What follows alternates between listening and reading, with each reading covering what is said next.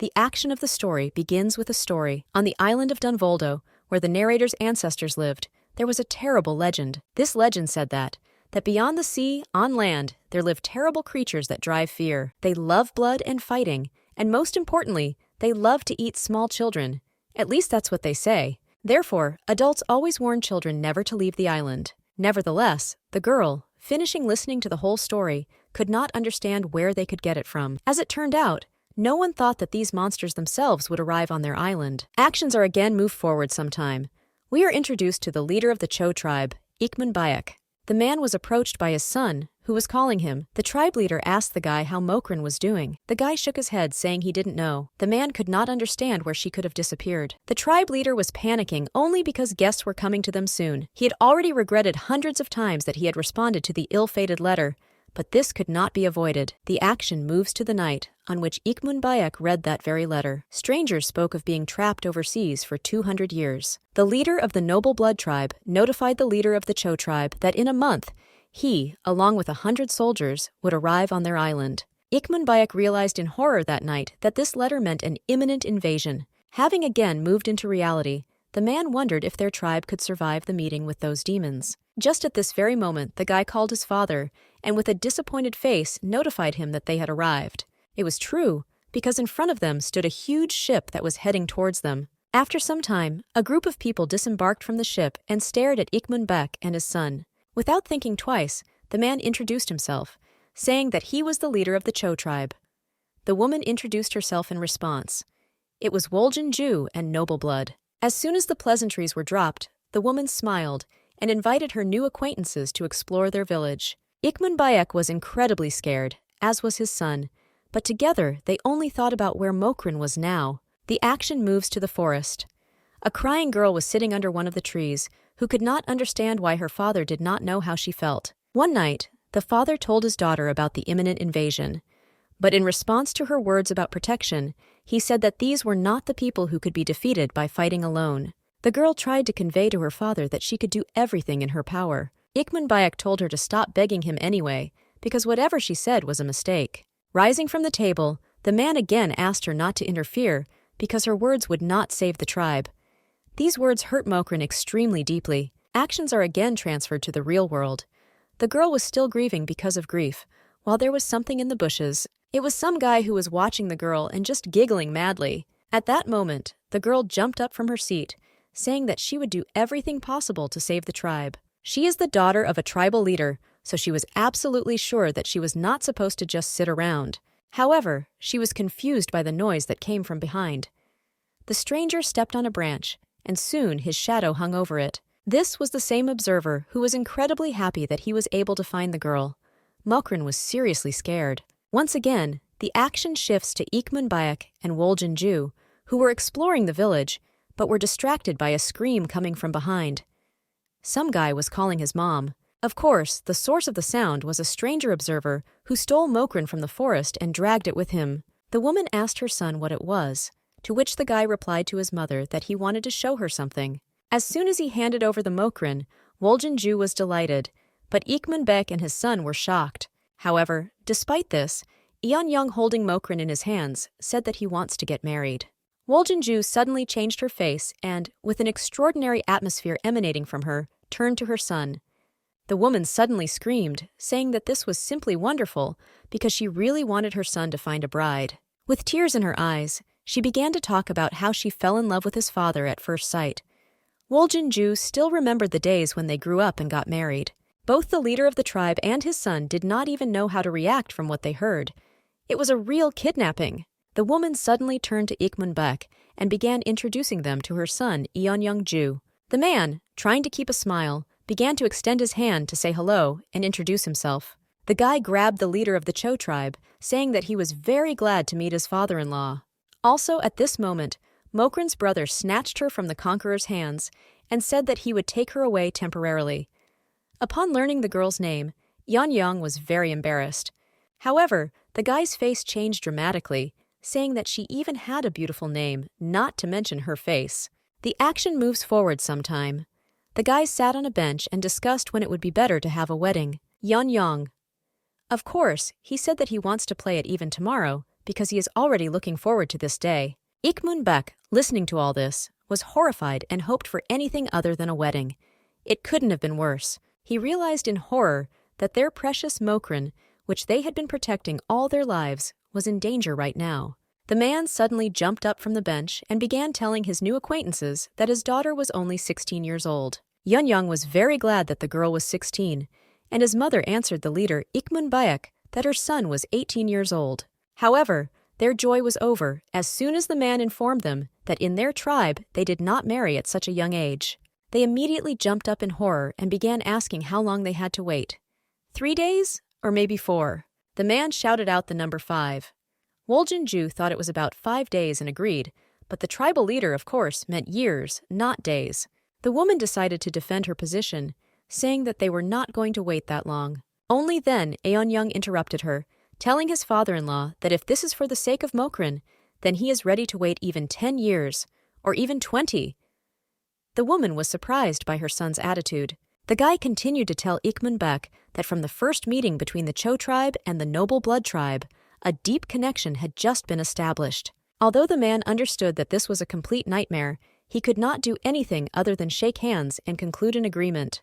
Already at night, the noble blood tribe returned home and discussed the journey. Woljinju decided to bring up the topic for the Cho tribe and almost burst her stomach laughing, saying that they are all very shy. Yanyong laughed and said he noticed it too, but they were greeted warmly anyway. Only no one could express what was wrong. The guy continued to say that he expected a friendly crowd, but apparently they were busy. Again, none of the crew could object to this. In any case, the woman looked at her son and asked if he was really willing to wait 5 years. Yanyong turned and told her that it was only natural to adore the culture and customs of her bride's family. He will start waiting right now and try to become a groom worthy of Mokrin. The guy was sure that Mokrin felt the same way about him as he did. Actions are just transferred to her. She sat next to her father, who even felt sick from stress. The man looked at his daughter and apologized for what happened. Given the current situation, he didn't know what the consequences would be if he refused them. Mokrin smiled, looking at her father, and told him that he did everything right. In any case, she asked not to worry about her. It was better to worry about her health. Nevertheless, the man felt guilty, and not a little. At that moment, Ikmunbek stood up and, taking his daughter by the hands, told her that 5 years was a long enough time. He assumed that if time passed and he lost interest in her as a bride, they would not see each other again. He was sure that Yanyong would forget that he proposed this marriage. Looking down, the girl understood that she could not make her father worry even more. She decided for his sake and for the sake of the tribe to cheer him up, saying that he was right. 5 years is indeed a very long time. The girl now lived with the idea that she must sacrifice herself for the well-being of others. Leaving her father's room, she asked him to rest. At that very moment, Yanyong's gaze appeared before her eyes, which was truly creepy.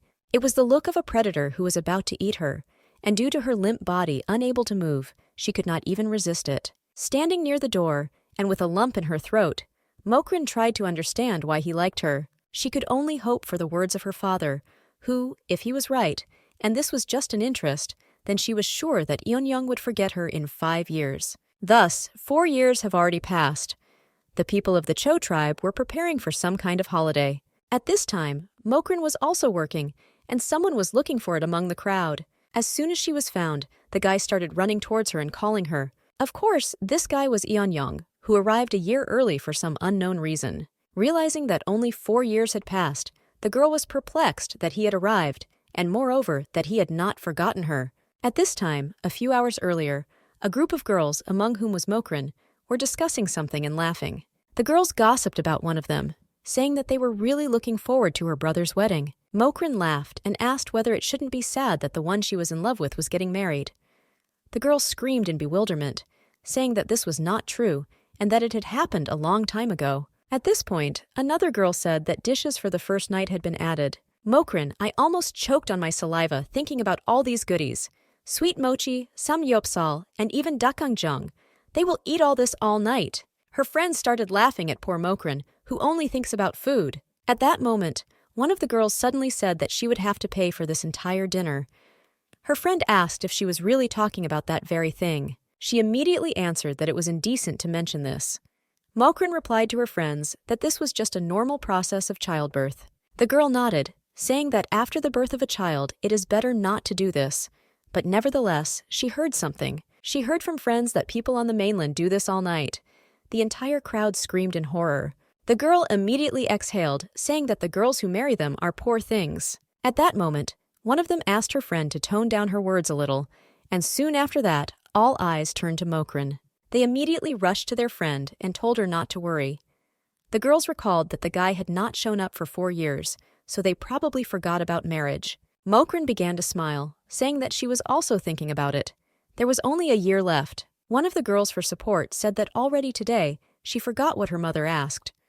Then the other one said she had to go to the bathroom, so she ran. Soon, all the girls left, and Mokrin thought that it was time for her to go too, because she still needed to feed the rabbits.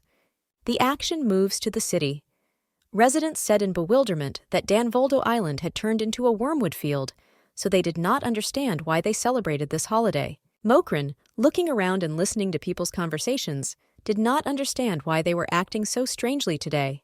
However, she was pulled out of her thoughts by a cry for help coming from behind her. A crippled man sat behind him, and people around in horror began to ask what had been done to him. He began a story about strange people who arrived here. Some guy didn't notice him and almost ran him over. Before that, he saw how one of the girls had bread stolen from the counter, thinking it was a banquet. The guy at least said that the bread was delicious. A whole bunch of people were injured at that time because of this strange coming. Our heroine tensed up about the words about strangers, thinking that Yanyong had not shown up for 4 years, but why did he decide to come back now? She suddenly decided that he had not forgotten about his proposal, and then shook her head, thinking that this could not be true. Mokrin forced herself not to think about such things. The action moves to the forest, in which one of the forest inhabitants' spear flew, but fortunately for the rabbit, not into him. The upset Mokrin was the owner of this spear. The girl thought that at this rate she would not catch anything. She really wanted to give a couple of rabbits as a gift. She was sure that her new sister would probably be happy about this. Luckily for her, behind her, she found some beautiful and quite attractive flower. Walking up to it, she tore it off. This flower grew for the first time this year, so Mokrin decided that she would at least take it with her. Unexpectedly for the girl, she was attacked by an unexpected beast. The snake bit Mokrin right on the leg. Immediately after this, she wanted to attack the frightened girl again. But fortunately, for our heroine, she was saved, because the snake was pierced with her sword. The girl didn't even have time to move away from fear, when suddenly the stranger knocked her down and grabbed her by the leg. The guy approached the leg and began to suck out the poison in order to save the girl. Mokrin, not understanding what was happening, screamed in horror and asked the stranger to stop doing this. Despite the girl's long screams, the guy finally finished the job, and after a couple of seconds he spat out the poison. Mokrin, seeing the plant die right before her eyes, was incredibly shocked. Looking at the savior, the girl immediately realized that he had just saved her by sucking the poison out of her leg. She immediately rushed to him, asking if it was really poison. Mokrin asked Yanyong if he was okay and if he had swallowed poison. In any case, she examined him from side to side and suggested that he looked pretty good for someone who had been poisoned. One way or another, Mokrin decided that they would have to take the antidote, and to do this, they would need to go down the mountain. But the guy didn't think so, so after a moment he stood up and grabbed her. Our heroine felt a rather strange, but already familiar feeling. Their gazes turned to each other. At the same moment, Yanyong made his signature crazy smile and said that they had finally met. Mokrin. She realized in horror that this was the same guy from her childhood who promised to marry her. The girl instantly lost consciousness and stopped responding. Yanyong, in horror, tried to call Mokrin, but to no avail, and again the action moves to the present. Mokrin looked in horror at Yanyong, who came to her. Our heroine could not understand why he arrived a year earlier, because there is still quite a lot of time. Yanyong turned back and said that he was on his way to say hello to her brother and accidentally noticed her. The guy began to look at the upset Mokrin and ask if she was okay. The girl smiled and told him that thanks to him, she was fine. She laughed to herself because she thought about the words of Yanyong, who assured her that he came here for the sake of her brother. So she believed him, of course. In any case, the girl decided to ask about the poison. She wanted to know if Yanyong would be okay after this. The guy smiled and told her that she need not worry, because he had been accustomed to poison since childhood. He almost died only the first time. Our heroine shuddered. She was terrified thinking about how terrible this big land is, since children are taught poisons there. Suddenly, someone behind him started calling Yanyong. but when he turned around, the guy also noticed a stone flying at him. Without any problems, the guy caught the stone thanks to his reaction. The guy immediately said that he would come soon, but in that moment he easily crushed the stone with just his hand, which shocked Mokrin.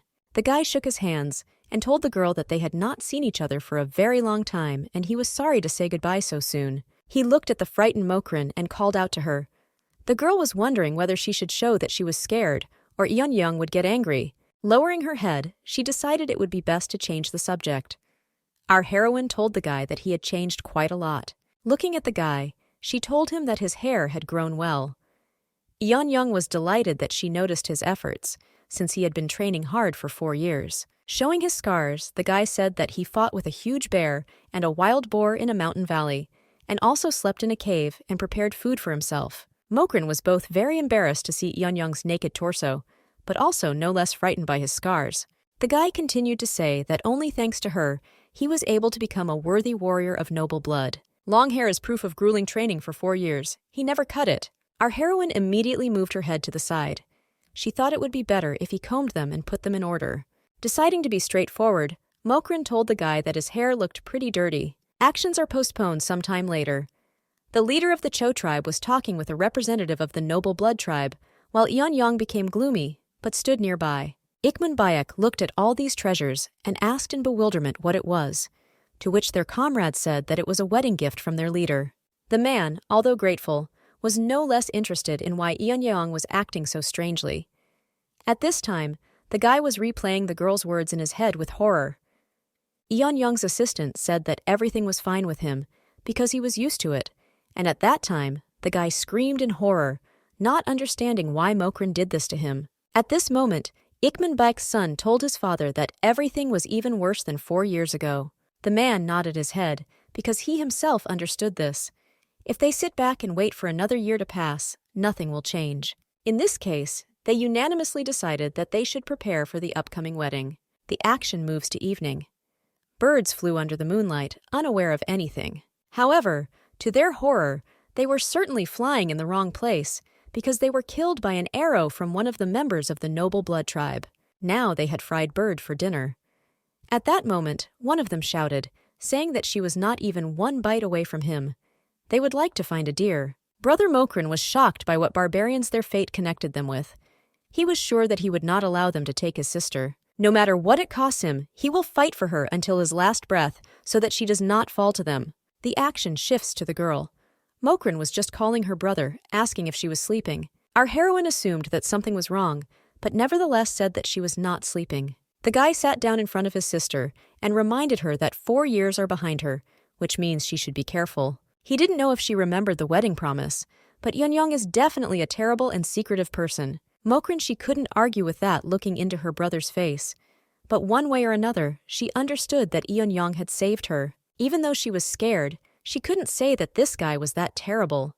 At that moment, the brother began to call her from his fantasies. Our heroine, realizing where she was, immediately nodded and told her brother that he was right. She will be more careful. Mokrin, she assured herself that he was a disgusting scoundrel, and her brother only agreed. If anything happened, he asked his sister to contact him or her father. After they talked, the guy wished her sweet dreams and headed to his hut. The girl wished him the same. As soon as Mokrin lay down on the pillow, she exhaled with relief, thinking that it had been a very long day. In any case, she couldn't understand why Yanyong did such things as if they were just small things. Moreover, our heroine even began to get angry, saying that this was the last time she touched a man besides her father and brother. Finally calming down, she decided that she should be more careful, just like her brother had said. Meanwhile, the action moves to Yanyong, who was still awake so late at night. Something was bothering him. Taking the blade in his hands, the guy looked into the distance, thinking that now he would end this with just one movement. The very next day, Mokrin was confidently looking for something in the forest. Previously, she had left this thing somewhere under a tree. After a moment, she finally noticed the tip and pulled out a spear lying in the bushes. In their village, they do not advocate for weapons, and they are certainly not limited in training.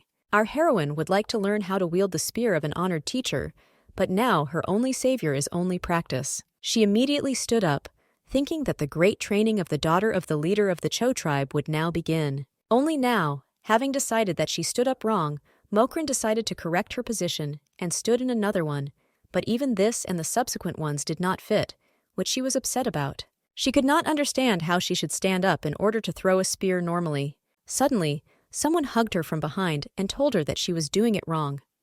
Now the stranger was going to show her how to do it. Stretching out her hand, he said that it needed to be fixed so that it would indicate the direction. Putting his hand on her waist, he added to the girl that she should also slightly turn her body to the side. Mokrin. During all these explanations, I couldn't help but think about how close his voice was, right next to my ear. At that moment, the guy held her tightly and insisted that she never take her eyes off the target. Our heroine started screaming, saying that she knew all this without him, but she would take something into account. Deciding to turn her head, the girl noticed a short-haired, handsome guy. Yanyong smiled, looking at her, thinking that she had already seen his new hairstyle and appreciated it. He expected to hear anything, but anything definitely didn't include, "Who are you?" Hearing this, he was shocked. Moreover, from such a shock, the guy even let go of the girl, and she fell to the ground. Mokrin, opening her eyes, did not understand who could so carelessly throw people to the ground. At this time, the upset Yanyong told the girl that it was him, and could not believe that she did not recognize him. The girl suddenly screamed in bewilderment whether it was true Yanyong. The guy's face instantly changed. Exhaling with relief, he began to pick her up and shake her off the dust, saying that he was scared, thinking that she had forgotten him overnight. Continuing to examine Mokrin's entire body, the guy asked if she was okay and if anything hurt. The girl, looking at him, did not understand how he could change so much by changing only his hairstyle. In any case, he was more handsome than she thought. She was even surprised when she saw him. The girl suddenly cried out, telling Yanyong that he had a wound on his chin.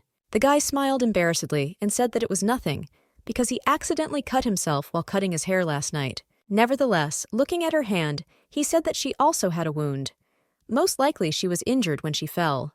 The girl assured that everything was fine, because it was just a scratch, but Yanyong did not let her finish. The guy said there shouldn't be any scars on Mokrin's beautiful palm.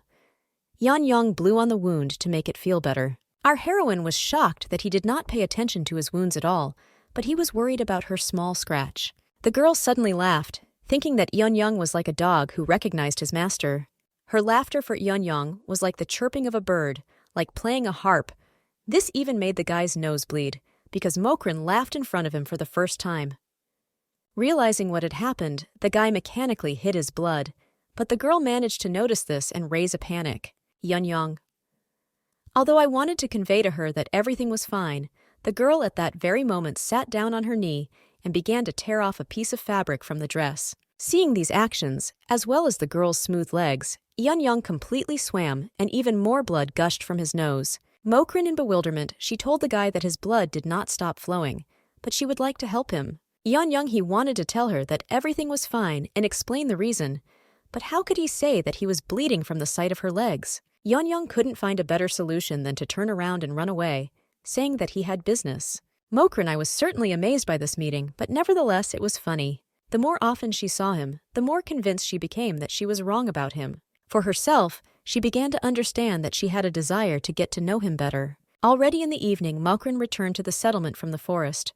The training was exhausting, but the girl returned with good thoughts. The first person Mokrin met was the elder and his son Dyukbok. The girl immediately called out to them. Looking at the girl, the man asked her in bewilderment if she really went to the mountains to practice javelin throwing again. Mokrin, she embarrassedly said that this was not so. On her back is not actually a spear, but a wooden stick, which she took in case she caught a snake. The elder sighed heavily, telling her that her brother would soon get married and would not help him, and she kept running around and shooting sticks. As soon as the elder left, our heroine approached Dyukbok and asked him not to tell her family about where she was. The guy nodded his head, saying that he would not give her away. In that case, they said goodbye. Just about to go home, our heroine noticed bags of herbs above one of the thresholds. She immediately asked the elder to help her find one herb for her. That evening, she approached Yanyong's hut in the hope of visiting him, but no one was home. Exhaling, she was sad, because she had specially taken with her a herb that helps with nosebleeds. Mokrin, I immediately brought myself to my senses, thinking that she needed to return before they met. Only her expectations of leaving earlier were not crowned with success, only because the door opened a little, and she clearly saw what was inside. The girl immediately came forward, again starting to ask if anyone was at home. To her horror, she discovered that there was someone at home, and that someone was indeed Yanyong, Only he was taking a shower and was without clothes. From what she saw, the girl almost fainted right on the threshold. She had certainly never seen anything like this before. She stumbled back, but because of her carelessness, she managed to drop one of the bowls. Yanyong, hearing a strange noise in bewilderment, began to ask who came to him and at the same time get dressed. A moment later, the guy went out into the street, only he didn't see anyone in the area anymore. It was strange for him, because it definitely seemed to him that there was someone here. Nevertheless, turning his head around, he was able to discover something. Taking the note from the bowl, he read it. Mokrin wrote to him that there was a good remedy for nosebleeds in the bowl. He was incredibly flattered by this. Raising his hands, Yanyong's towel flew off and flew far away. But the guy didn't care, because he knew exactly how much he loved Mokrin. Meanwhile, Mokrin ran home in tears, thinking that she could not forget what she saw just a couple of minutes ago. The action moves to the next morning. While Yanyong was incredibly happy and joyful, our heroine was gloomier than darkness and realized that she couldn't even raise her gaze to look into Yanyong's eyes. Just looking at the guy, the picture she saw last night appeared before her eyes. The girl suddenly began to hit herself on the head and tell these thoughts to go away. Yanyong, of course, did not understand what was happening, but waited for the girl's question. In response to the question of what he forgot here, the guy began to take something off his belt, saying that he had something for her. The guy unwrapped the gift, and it turned out that it was a real spear. This spear is much better than that bamboo toy Mokrin used for training. The guy also pointed to a certain place on the spear, saying that he had made an engraving for it. He embarrassedly told her that she was training very hard, but for now, this was the only thing he could give her. Mokrin, she was at a loss, because until that moment she had only come across people who considered her strange or even scolded her. The actions are transferred to the girl's memories, in which her friends suggested going to pick flowers for wreaths. And even at home, her father constantly said that the people of the Cho tribe recognize only peace. Despite his daughter's interests, he told her to hide her weapon because it was not suitable for Danvoldo. And again the action moves to the present time, when our heroine was confused and did not know what to answer. Yanyong in bewilderment, he began to ask her what happened and what he did wrong if she didn't like it. Mokrin, with tears in her eyes, she accepted this spear, saying that she really liked it. Moreover, she even thanked him several times. The guy smiled shyly and told her that if she needed practice, she could call him at any time, because he was always on Mokrin's side. Our heroine was in incredible shock. Her heart was beating too fast, and this had never happened before. She assumed it was because of her gift. That same night, the action shifts to the Mokyeon wedding ceremony. The newlyweds were congratulated on their wedding by all the inhabitants of the tribe. Of course, they couldn't help but say that they looked good together. Ikman Bayak, watching all this, wiped his tears, hoping that his son would be happy. At this time, our heroine was sitting in front of the meal, thinking that wedding ceremonies are the best. Having started to eat everything that came into her hand, she could not fully enjoy everything, because everything was incredibly tasty. Yanyong, all this time, like the rest of the evening, I sat and silently watched Mokrin, thinking about how cute she was. Our heroine suddenly turned to the guy and asked why he wasn't eating. Yanyong told her that he felt full just by watching Mokrin eat. The guy in the blink of an eye transferred all his food to the girl, telling her to try this and this too at the same time. Suddenly, people shouted in admiration behind her. At this time, her brother and his wife were about to eat something. Our heroine almost drooled on the ground, thinking that this is the same dessert intended only for newlyweds. With a tear in her soul, the girl thought that she also wanted to try this dessert as quickly as possible. Mokrin, she couldn't contain her thoughts and said that she envied her brother and new sister. Yanyong asked again in surprise. While the guy handed her another plate of sweets, she said that she was looking forward to her wedding night. Yanyong, hearing these words again, asked again in bewilderment. Thinking about the huge number of delicacies, I answered the obvious, of course, because I was waiting to eat to my fill. The first night in their tribe is a joint meal with a bunch of delicacies. Yanyong, already as red as a tomato, told the future bride that he was also waiting for the first night. The girl immediately smiled because she was glad that he was also waiting. The guy shouted, saying that he had been waiting for this for 100 years and for a very long time. Every day he imagines this. Nevertheless, he could not believe that Mokrin also wanted to spend the first night as quickly as possible, and therefore he burned inside even more. The guy immediately began to drink a huge amount of water, thinking that he should freshen up. Our heroine suddenly calmly said that she would like her first wedding night to last a whole month without interruptions. Yanyong, as soon as he heard these words, didn't even know how to react. A whole month without a break is strong. Mokrin, she laughed and said that she wanted this, but it would be quite difficult. The guy didn't let her finish.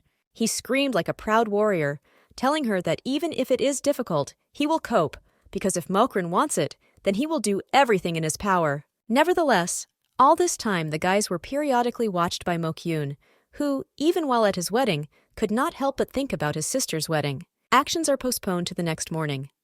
From the very morning, Yanyong ran in horror throughout the village and asked every passerby where Mokrin had disappeared.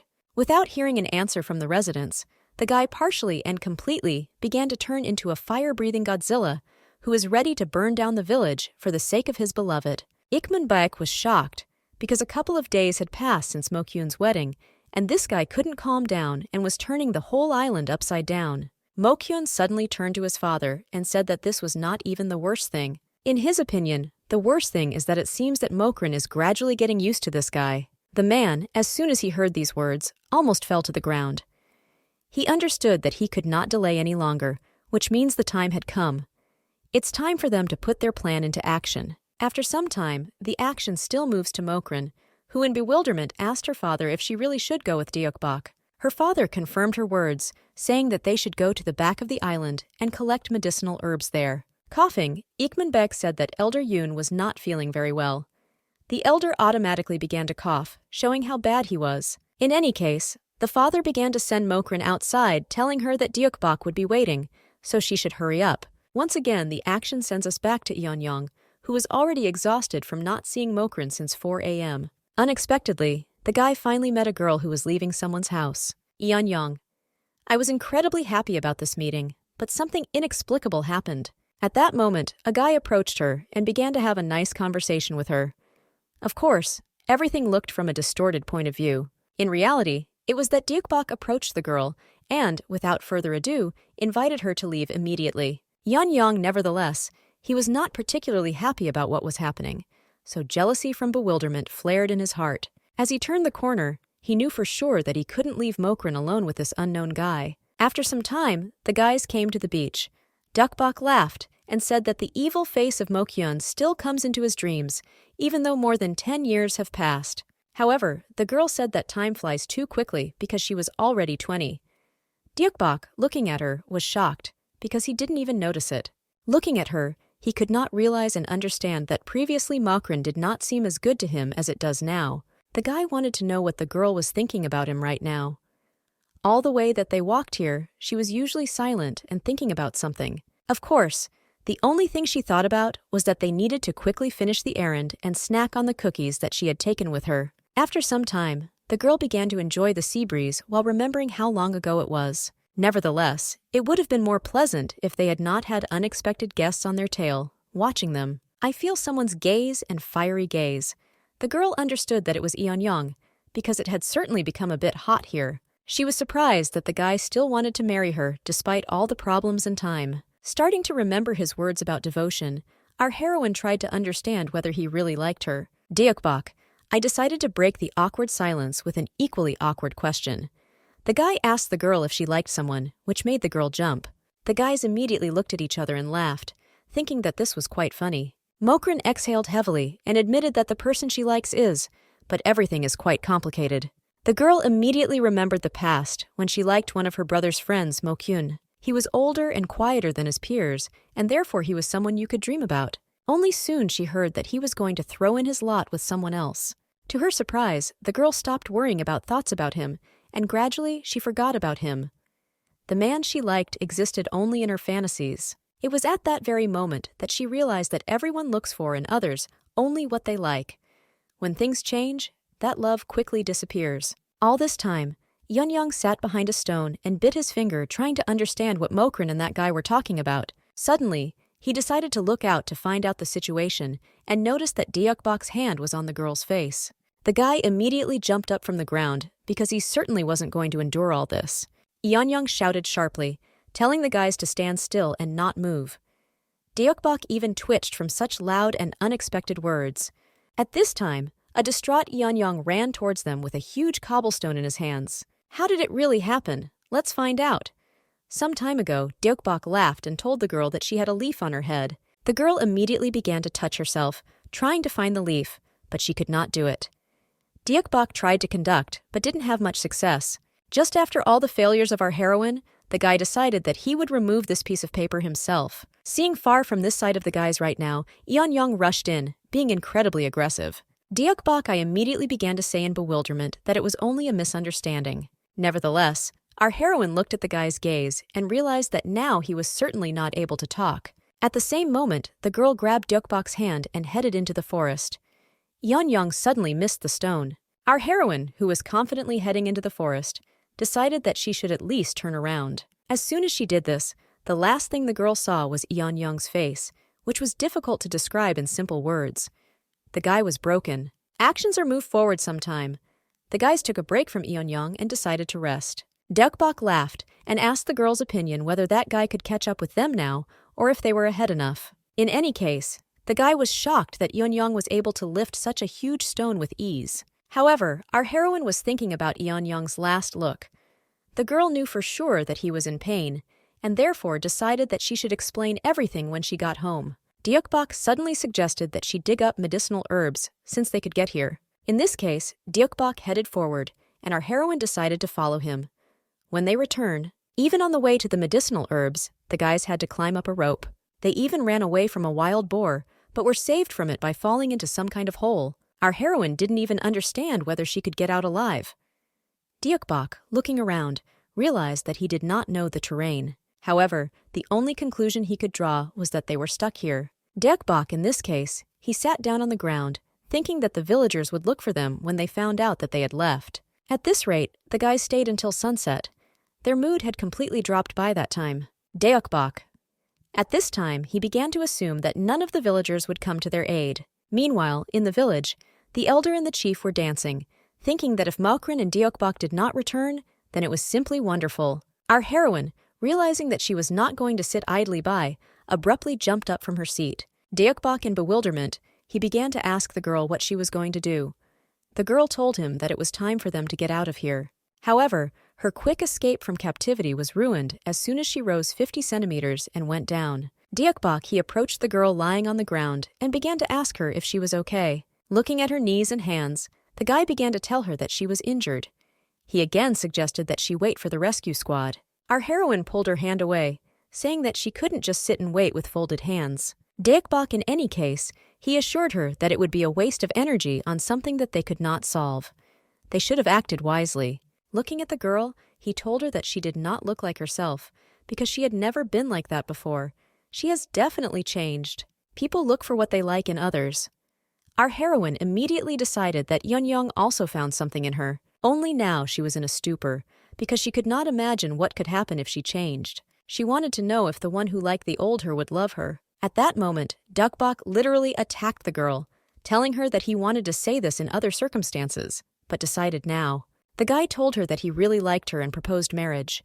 Mokrin stepped back in bewilderment and asked what he was doing. He looked into her eyes and said that he would not allow her to marry that guy from the mainland.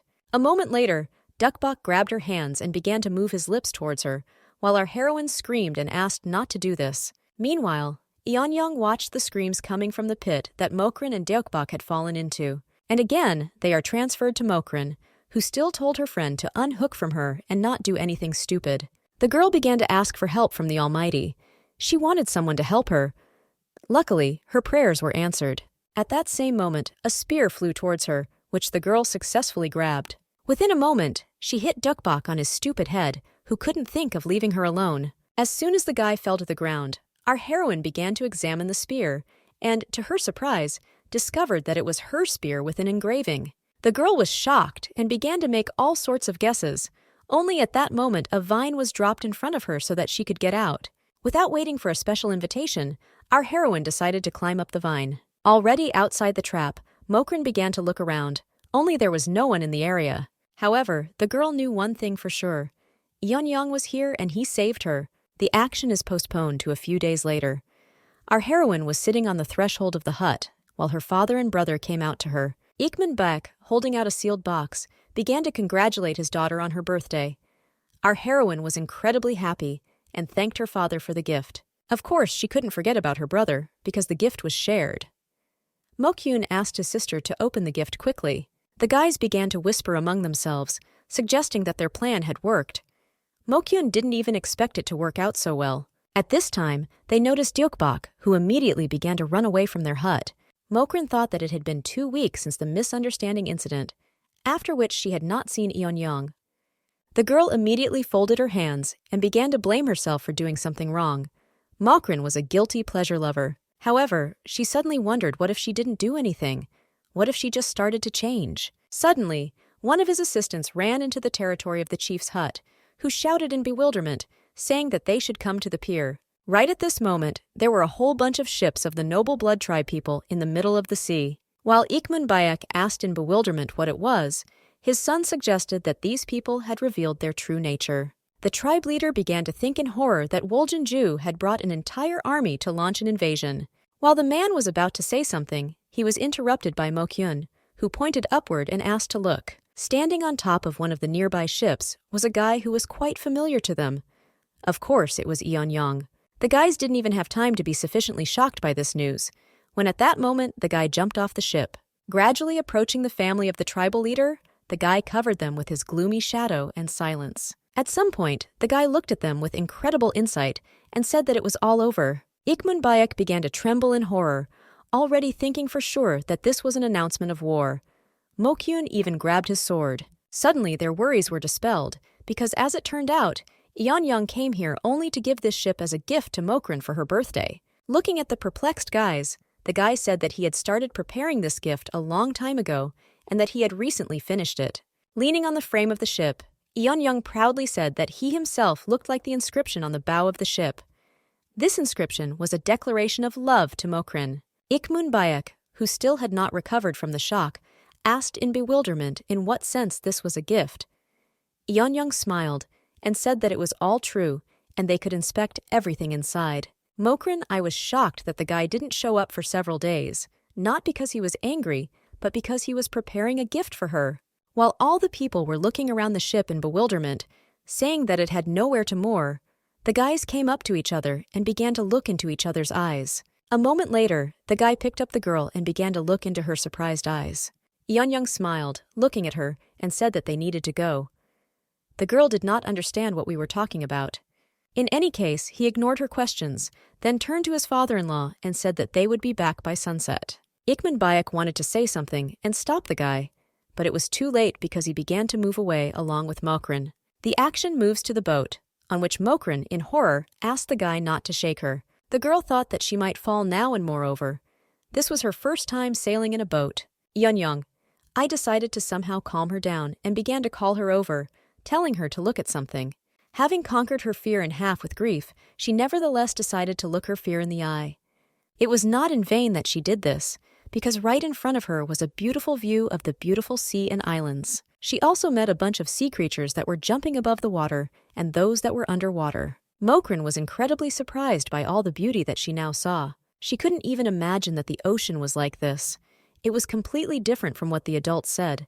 They frightened them by saying that this was a scary place that was dangerous to approach. The guy could not help but admit that this was a nightmare, but again decided to distract her by asking if she could see that high mountain that was on their horizon. Pointing to a piece of land, he said that this is Mount Gilansan. It is located in the very center of their village. He also added that if you go in that direction, you can meet Somans. These are quite funny people in his opinion. Even further to the right live the Golden People, where the sky... Our heroine was shocked by so many stories about the world beyond the island that she didn't even know. All this was very unusual and interesting. Mokrin turned her head to continue listening to Yanyong, who was just saying that he really wanted to show this whole endless world for Mokrin. The guy smiled at her and promised that they would see unknown places together, and then again congratulated her on her birthday. Suddenly they came across a strange object, which caused their boat to shake, and the girl was very scared. Now the guys were so close that it seemed their first kiss was inevitable. Only, unfortunately, the romantic moment was interrupted by a fish that wanted to eat them. While the girl continued to reach for Yanyong's lips, the guy was dealing with the little fish that was ruining such a moment. However, after just a moment, Mokrin stepped back, trying to understand what she was doing. Suddenly she looked around and was horrified to discover that they were surrounded by man-eating fish. Yanyong, I was incredibly angry about this because these troublesome creatures, it turns out, were chasing them all the way. Just after these words, once again, one of the fish decided to show itself in the hope of eating one of the people. Fortunately, the guy managed to react in time and push the fish back, but it was able to grab onto at least Mokran's dress. In this case, Yanyong was not going to calmly let the sea inhabitants go and only added a good blow to her head with his fist. The guy looked at them with incredible aggression and asked how dare they touch his Mokran. At that same moment, all the fish began to attack, and the guy still bravely defended his beloved from danger. Looking at this beating, which could hardly be called a fight, the girl thought that she partly even felt sorry for these fish. Yanyong. Meanwhile, he held one of the mouths of the remaining fish and was about to deal with it. Only our heroine doubted that everything was so simple because it was a fish at the very beginning. Yanyong has already killed her. The girl screamed in horror that this fish had already been killed, which only meant that there was another one. Just at the same moment, a huge fish jumped out of the water. Yanyong, he looked at his approaching death in bewilderment. Only at that moment, Mokran ran in front of him. The guy immediately turned his attention to her and began shouting at her to stay in her place. She waved her hand, and a moment later, blood gushed out in different directions. Yanyong screamed in horror and asked her to stop. A moment later, a dead carcass fell onto the boat, which meant only one thing. Our heroine, using only a piece of a broken oar, was able to kill this huge creature. Yanyong, without any words, he rose from his seat and began to walk towards the girl. He instantly grabbed her by the waist, and from such energy and speed, a piece of the oar fell out of Mokran's hands. Without waiting for any words or actions, Yanyong pulled his lips to hers, and they finally connected. After a couple of seconds, which seemed like an eternity, the guys moved away from each other, and Mokran immediately said that it was unexpected. The guy said he couldn't bear the thought of almost losing his precious Mokran. The guy looked away and apologized for doing it without her permission. However, he looked into her eyes and asked if he could do it again. Of course, the girl was very surprised and shocked by this question, because everything seemed too fast, but realizing that she herself wanted it, she could not refuse, and therefore only yes came out of her mouth. A moment passed before their lips were intertwined again, and they began to enjoy each other as much as they enjoyed the beautiful sunset behind them. The action moves to Ikmunbek and Mokyun, who were worried about Mokran, who still had not returned, although it was already getting dark. The guy suddenly turned to his father, saying that he had no doubt that there were people overseas who could resist these monsters. Mokyun began to shout, saying that if they received their help, then the wars of the noble blood. Ikmunbek interrupted his son, asking if he was really going to ask for a helping hand from those whose strength and goals were unknown to them. Will such cooperation really make the Cho tribe truly strong? The guy wanted to somehow object to his father, but he could not do this, because familiar voices began to be heard in front of them. It was Yanyong who helped Mokran get out of the boat, as well as the carcass of a huge fish lying on the boat. Yanyong. Almost immediately, he raised the man-eating fish that Mokran killed, and the guy also said that the girl saved him by killing this monster. A whole bunch of people from noble blood gathered around Mokran, who began to rejoice and say how cool she is. The girl was not ready for so much attention, so she asked Yanyong to stop talking about it. Ikmunbek, meanwhile, who was always sure that his daughter was a good girl, was surprised that she was capable of such a thing. The action moves to the hut of the tribal leader. The man was alone with his thoughts while drinking tea. He understood Mokyun's concerns. Nevertheless, he continued to drink and try to figure out what to do, when suddenly his door swung wide open. An unknown person came inside and called his father. Ikmunbek was scared out of his wits. The man, perplexed, began to ask what was happening. However, the dark silhouette continued to approach, and Ikmunbek continued to ask not to do this. Of course, it was clear that it was Yanyong. The guy came in the middle of the night just to say that he wanted to bring forward the date of his wedding with Mokran. Although the man was scared, he understood that the time had come. He immediately asked the guy what happened. He looked at his father-in-law in bewilderment and told him that everything was fine with the girl. In this case, Ikmunbek decided that he could not help, because a wedding is a union of two people, and it is not his opinion that needs to be sought, but Mokran's. He thoughtfully began to say that if she did not feel the same as he did, then... The guy shouted joyfully, asking if he understood correctly that he only needed to get consent from Mokran. Without even waiting for an answer, the guy flew out of the hut thinking about how cool everything was. Ikmunbek, realizing what had just happened, tried to stop him. However, the cries of the Yanyong tribe leader were no longer interested, because his head was only occupied by Mokrin, with whom he would soon get married. Only the next obstacle on the way to this wedding would be Mokyun, standing under the thunder and expecting to see Yanyong here. After some time, the guy stood in front of the girl's door, thinking that she would soon become his forever. The day he first met her, Yanyong fell in love with her at first sight. It was that charming girl crying under the tree that became his first love. Hard training for 4 years got in the way of Yanyong, and it was kind of crazy. Nevertheless, all this was a trifle for him, and an honor to become a warrior worthy of Mokrin. The guy was sure that the girl felt the same way about him as he did. Just at that moment, Yanyong returned to reality and entered the girl's hut, thinking about making her happy. Only she was no longer in the room at that time. Mokrin disappeared spontaneously. The guy began to look around and look into different corners, wondering where she could have gone. He had no idea where she could go in such a downpour. They didn't have much time to prepare for the wedding anyway. Suddenly, the guy found a figure standing in front of him, who certainly wanted to talk to him. Although it was not his fiancée, it was her brother. Yanyong, perplexed, asked Brother Mokyun what happened. The guy said he wanted to ask something. He immediately reminded that Mokrin is a fragile, innocent child. Could she be safe in a world foreign to her? Mokyun, I immediately thought that his father was against finding people who could help deal with the noble blood tribe. In this case, the guy decided that the only one who could fight for his sister was himself. At this point, Yanyong, after some time of silence, told the guy that he understood his concern.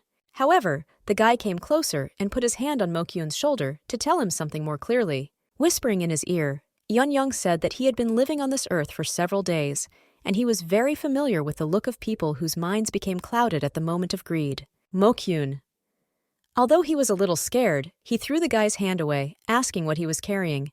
He smiled and said that he would do everything to protect the one for whom he was responsible.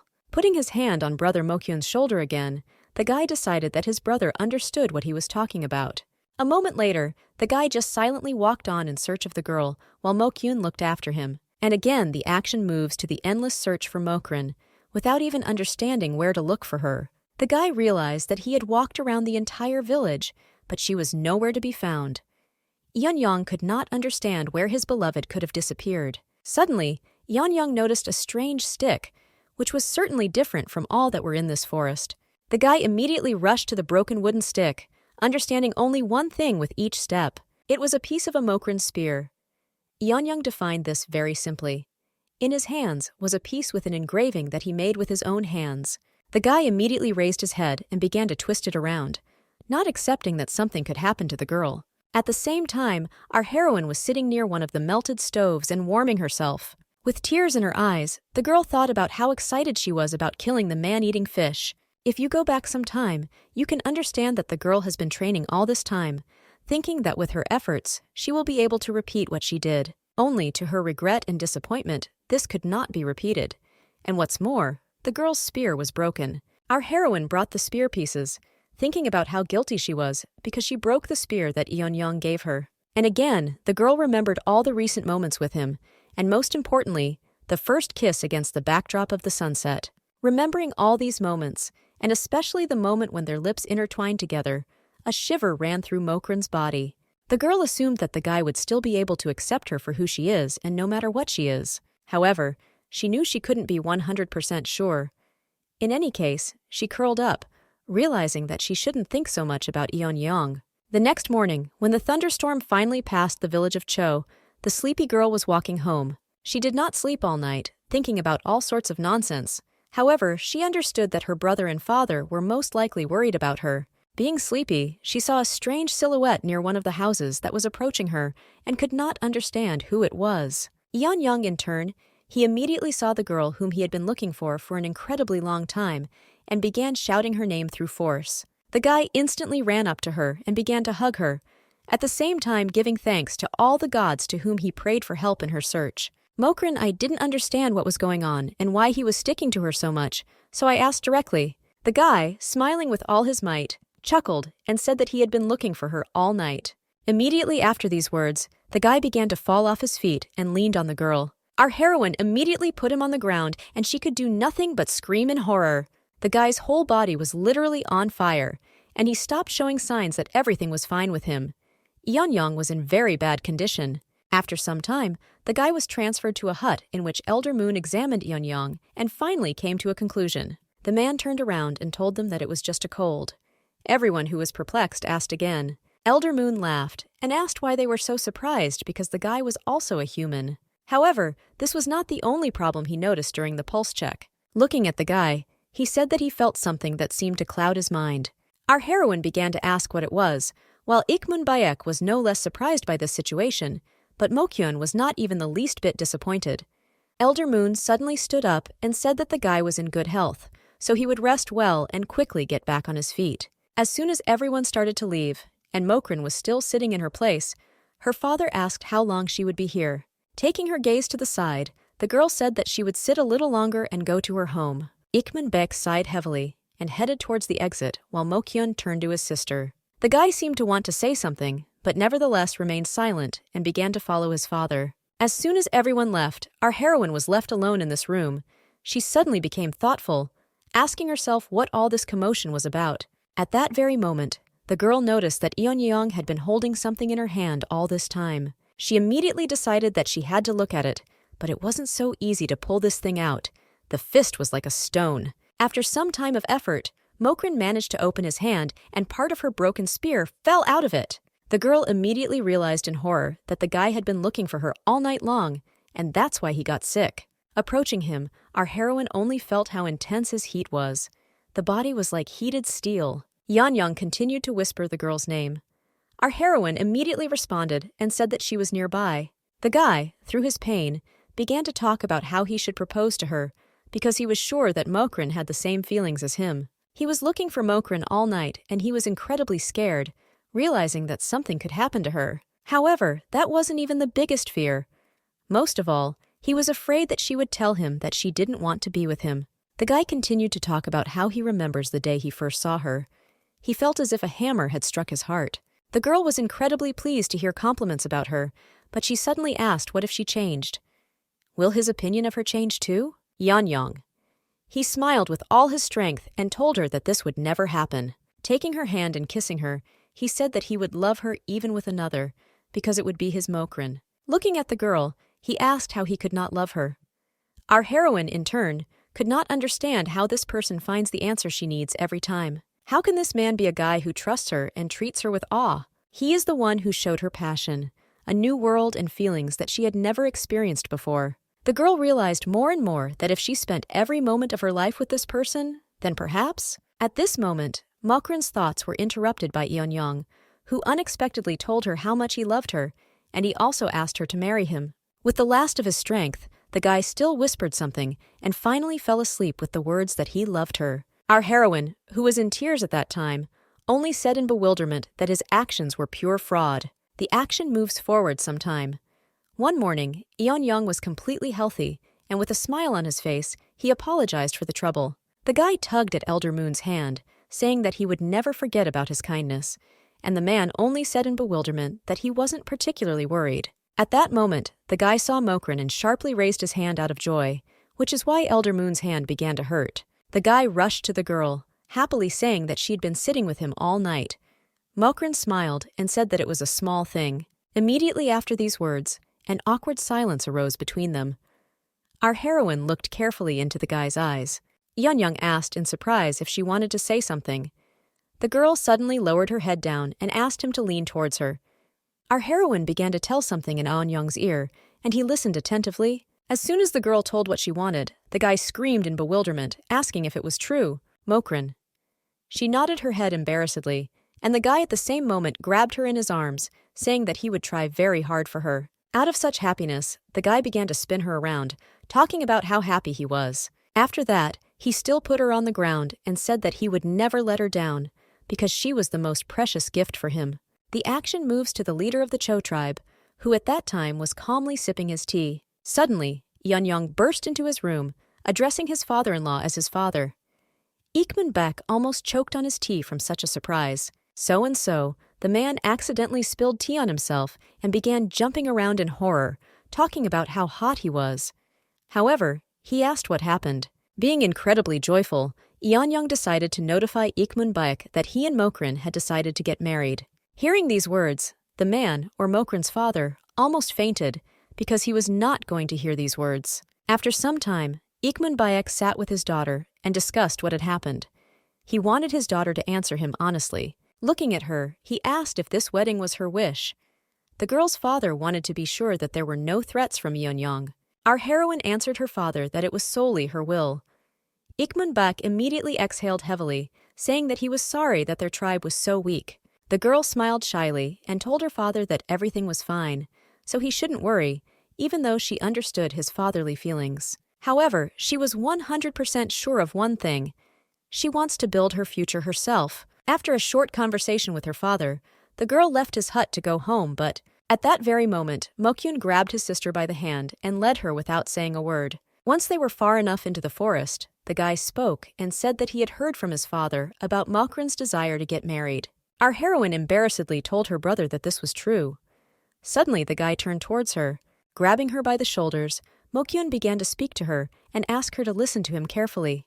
The guy assured her that her brother would gain strength, and although he did not know how long it would take, she should wait. He will come for her to save her. Our heroine, perplexed, began to ask her brother what happened to him and what he was talking about. Mokyun at that moment replied that he might not have to wait long. Looking at his sister, the guy said that Yanyong might leave her himself after a while. Mokyun assumed that in the eyes of her fiancé, she was special. Men tend to become obsessed with things they didn't have before. He assured her that if they got married and continued to revel in each other, his interest would gradually wane, and then she would return home. At that moment, the girl could not hold back her tears, which flowed from her eyes like a stream. Mokyun: I wanted to support my sister and understand what happened. Only at that moment a voice was heard behind them. Yanyong, looking intently at Mokyun, said that he did not intend to interfere, but it became impossible to listen to this. Looking at Mokyun, the guy said that many times he pretended not to understand anything, but it was not because he was stupid. The reason was simple. He only did this because Mokyun is Mokrun's brother, and there must be a reason for everything. Our heroine understood that now things would not lead to good, and she could not allow this. At the moment when her brother began to lose control and scream, she stood in front of him and asked him to calm down. With tears in her eyes, the girl said that there was a misunderstanding between them because they could not really talk. In any case, she looked at her brother and understood that he only wished her happiness. She also looked at Yanyong and asked her brother to understand, because he would have to let go of his only sister. After these words, the girl told her brother that they would go, and that there should be no disputes. After some time, the guys walked together back to the settlement. Our heroine understood that Yanyong was most likely upset. Suddenly, the guy stopped and told Mokrun that even now she can say if she doesn't want this wedding. The girl became wary. The guy admitted that he behaved too frivolously. If that's what she wants, then he will leave her right now. The girl suddenly asked him what would happen if he left. Will he come back? Yanyong exhaled heavily and said that if she so wishes, he will not return. Within a moment, he took back his words, saying that he was lying. He still passed secretly just to see her again. While the guy was saying that he did not do this out of any self-interest, the girl took his hand and asked him to shut up. Looking at him, she told him that she never thought so and did not want him to disappear. Yanyong suddenly asked his beloved if she would regret it if she married him. The girl lowered her head and said that she didn't know. After a moment, she decided to explain herself by saying that in order for her not to regret it, Yanyong must love her very much. The guy immediately ran up to her and hugged her tightly, saying that he would always love her because his heart belongs to her forever. After that, they moved away from each other, and Yanyong looked into Mokrun's eyes full of tears. As soon as his heart began to guide him, the guy pulled his lips to the girl and kissed her. The next day, the action is brought to the beach.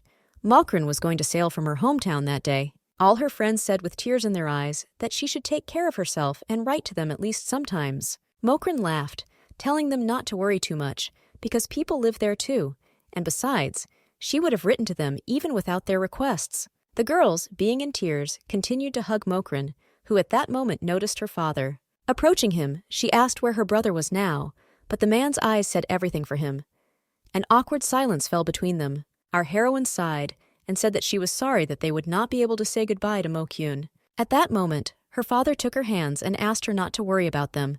It would be better to take care of herself. Ikmunbayek also reminded his daughter that she could return home at any time and everyone would be welcome. Our heroine could not hold back her tears. The girl asked not to worry about her, because no matter what others think, she will forever remain Baek Mokrin. After some time, the girl finally began to sail away from the shore of her native island. As a result, we now faced a deep sea that had no end, even if we sailed for 4 days and nights. The whole way, the girl carried herself away with whatever came to hand. Yanyong and Mokrin did not miss the opportunity to catch fish. The sea is fraught with many strange and interesting things. Our heroine likes to learn more and more about them, but she was interested in what world would open beyond the big water. Finally, one early afternoon, Yanyong said what the girl had been wanting to hear since they left. The guy pointed to the island that was visible in front of them and said that this was their village. The guy proudly said that they had finally arrived, and now his bride could see their new home. Our heroine, looking at all this, could not believe that this was really a village of noble blood. It was quite lively. There were a bunch of people walking around and chatting. There were law enforcement officers. Of course, it would not have been possible without street training for children who learn to fight. The girl, looking at all this, was certainly delighted, and yet now only one thought was in her head: now I will live here. As soon as they docked, Woljinju appeared on the horizon and was incredibly happy to see their new child. She immediately grabbed the girl in her arms, telling her to quickly come to her, and soon she began to throw her into the air. The woman couldn't get enough of Mokrin, which was as light as a feather and soft as rice cake. Our heroine laughed and thought that Yanyong looked like her mother. One way or another, after some time, other family members appeared, with whom Yanyong was going to introduce his beloved. Pointing to the man, the guy said that it was his father. The man greeted the girl and said that he was glad to meet her. After that, he introduced her to his sisters from left to right: Hwayoung, Shonyong, and Haeyoung. Our heroine exhaled with relief, thinking that his father and sisters looked quite kind and sweet. Her people would be shocked to know this. At that moment, Haeyoung approached the girl and, handing something into the girl's hands, said that it was a gift for her. As it turned out, it was a mouse, which the girl was incredibly scared of and threw it away. The entire Yanyong family laughed at this. Already walking through the village, a huge number of people asked Yanyong what kind of bride he had brought. Mokrin, she certainly couldn't get used to such a huge number of gazes devouring her. The girl understood that she felt good with Yanyong, but the rest of the tribe of noble blood looked creepy. Unexpectedly, while the guy was greeting many residents, someone hit him on the head asking why he was relaxed. Some stranger asked him how he liked this blow. As it turned out, it was Yanyong's best friend, Don. The guys immediately looked at each other, feeling that a battle was inevitable. Yanyong asked his friend if he was taking on too much, to which the guy replied that it was all just idle chatter. The guys started fighting in the blink of an eye, while the tribesmen laughed, saying that the guys took care of themselves. Out of 217 bouts, Yanyong had 173 wins and 44 losses. Our heroine, in horror, asked the guys to calm down and stop the battle. Yanyong looked at her and asked what happened. Looking at the blood dripping from Yanyong's face, Mokrin couldn't understand for sure whether she could get used to this. The action moves to one of the streets, where preparations were being made for an imminent wedding. While Mokrin was being collected, people were discussing whether they knew that Yanyong's bride would be a girl from the Cho tribe. Assuming that if the girl really is from the island of Danvoldo, which their ancestors told them about, then they are very interested in who this bride is from that beautiful island. After some time, Yanyong stood in his place and could only wait for the bride. Just at this time, the girl was walking to the altar, thinking that she was only now beginning to realize what was happening. Having already approached her groom, she could not get over the thought that she was marrying Yanyong. Meanwhile, all the guests, and even more so the groom's family, were in tears, because they had finally waited for that very day. At this moment, the presenter asked the newlyweds to kiss, and thereby seal their marriage bonds. After some time, night fell, which means it was their wedding night. The girl was incredibly happy, while Yanyong was distracted by something. Our heroine remembered that Yanyong had told her that their tribe's weddings were similar to those of the Cho tribe, so she was looking forward to the local delicacies. While she was wondering what kind of food is served on such occasions in the tribe of noble blood, Yanyong drank something for courage. As soon as the guy felt that he was ready, he turned to the girl and called her. Mokrin asked if dinner had already been brought. However, at that moment, Yanyong threw his bride to the floor and began to gaze into her eyes. Continuing to look at her, Yanyong told her that he would try his best for Mokrin. The guy began to hug the girl, saying that he had been waiting for this day, or rather this night, for an insanely long time. At this point, the girl asked him to stop, to which Yanyong moved away and apologized for being too clumsy. The girl told him that this was not the case, but nevertheless, the guy again pulled his lips to her. Continuing to kiss, our heroine could not understand why Yanyong suddenly started doing this. Within a moment, Yanyong began to undress and approach the girl, but then our heroine could not help but scream. Nevertheless, the guy was not going to stop and continued his pressure while continuing to kiss her. Unexpectedly, she was able to stop Yanyong by telling him to stop doing this. She put a rubber duck in his mouth, and the guy began to ask in bewilderment what was the matter. With tears in her eyes, the girl asked him why he started doing this. Yanyong in bewilderment, he began to say that she herself had said that he was waiting for the first night and, in addition, said that she wanted to do this for a whole month. At the moment when the girl screamed that she meant the newlyweds' dinner on the first night, the guy at the same time said something completely different from her. The guys immediately looked at each other in bewilderment and replayed the picture in their heads when they discussed the first night. After some time, the misunderstanding was resolved, but Yanyong was still red as a tomato. The guy began to sheepishly apologize, saying that he did not know about these customs in his beloved's tribe. Our heroine suddenly said that in fact she herself was not against it, because she also wanted to do it with Yanyong, but there was a reason for concern. Looking at the guy, she told him that this was her first time and she was incredibly scared. Hearing these words, Yanyong almost fainted, and therefore began to ask again whether he had heard the truth. The guy started to feel even more stupid for not knowing this and thinking that Mokrin liked to do this. Putting his hand on the girl's hand, Yanyong once again began to apologize to her for misunderstanding her. Anyway, he sat down in front of her and said that he wanted to get to know her more and preferably more slowly. They shouldn't rush. Our heroine embarrassedly called Yanyong dear and thanked him for his understanding. Hearing what the girl called him, the guy almost lost consciousness and his nose began to bleed once again. The guy began to reach out to the girl, telling her how much he loved her and invited her to kiss. At this time, our heroine screamed in bewilderment, telling him that he was bleeding again. The action comes the next morning. Our heroine began to wake up with the first rays of the sun. As soon as she woke up, the first thing she thought about was how Yanyong was feeling. To her surprise, she didn't find him in the bed next to her, but where was he then? At that moment, she discovered neatly folded clothes and a letter lying on it. In this letter, the guy said that he would wait for her in a vacant lot. He also signed this letter on behalf of his husband. Our heroine looked at the clothes and assumed that these noble blood tribe clothes were especially for her. The girl, of course, tried to take these clothes, but her efforts failed at the stage of lifting the armor. Realizing that these clothes were incredibly heavy, Mokrin decided to wear her clothes temporarily. In that case, she left the noble blood tribe's clothes on the floor and dressed up in her own. Soon, the girl began to look around, trying to figure out where she should go to find a vacant lot. Suddenly, a group of guys appeared behind her and followed her. The guys approached her and looked at her like crazy, and asked if she was really Yanyong's fiancée. Without even hearing an answer, the guy grabbed her on his shoulders, saying that it was useless to hide his beautiful bride from them. The guys started laughing and told her that she was part of their tribe, so she had to go through a rite of passage. They assured her that it would be a big ceremony. The girl was certainly very scared and did not want all this. After some time, she was led to a huge pile of guys who were busy with their own affairs. Nevertheless, when they saw the girl, they began to ask her in bewilderment why she hooked Yanyong. One of the guys said she liked throwing a javelin. Looking at the girl, he asked if this was really true, considering how small her hands were.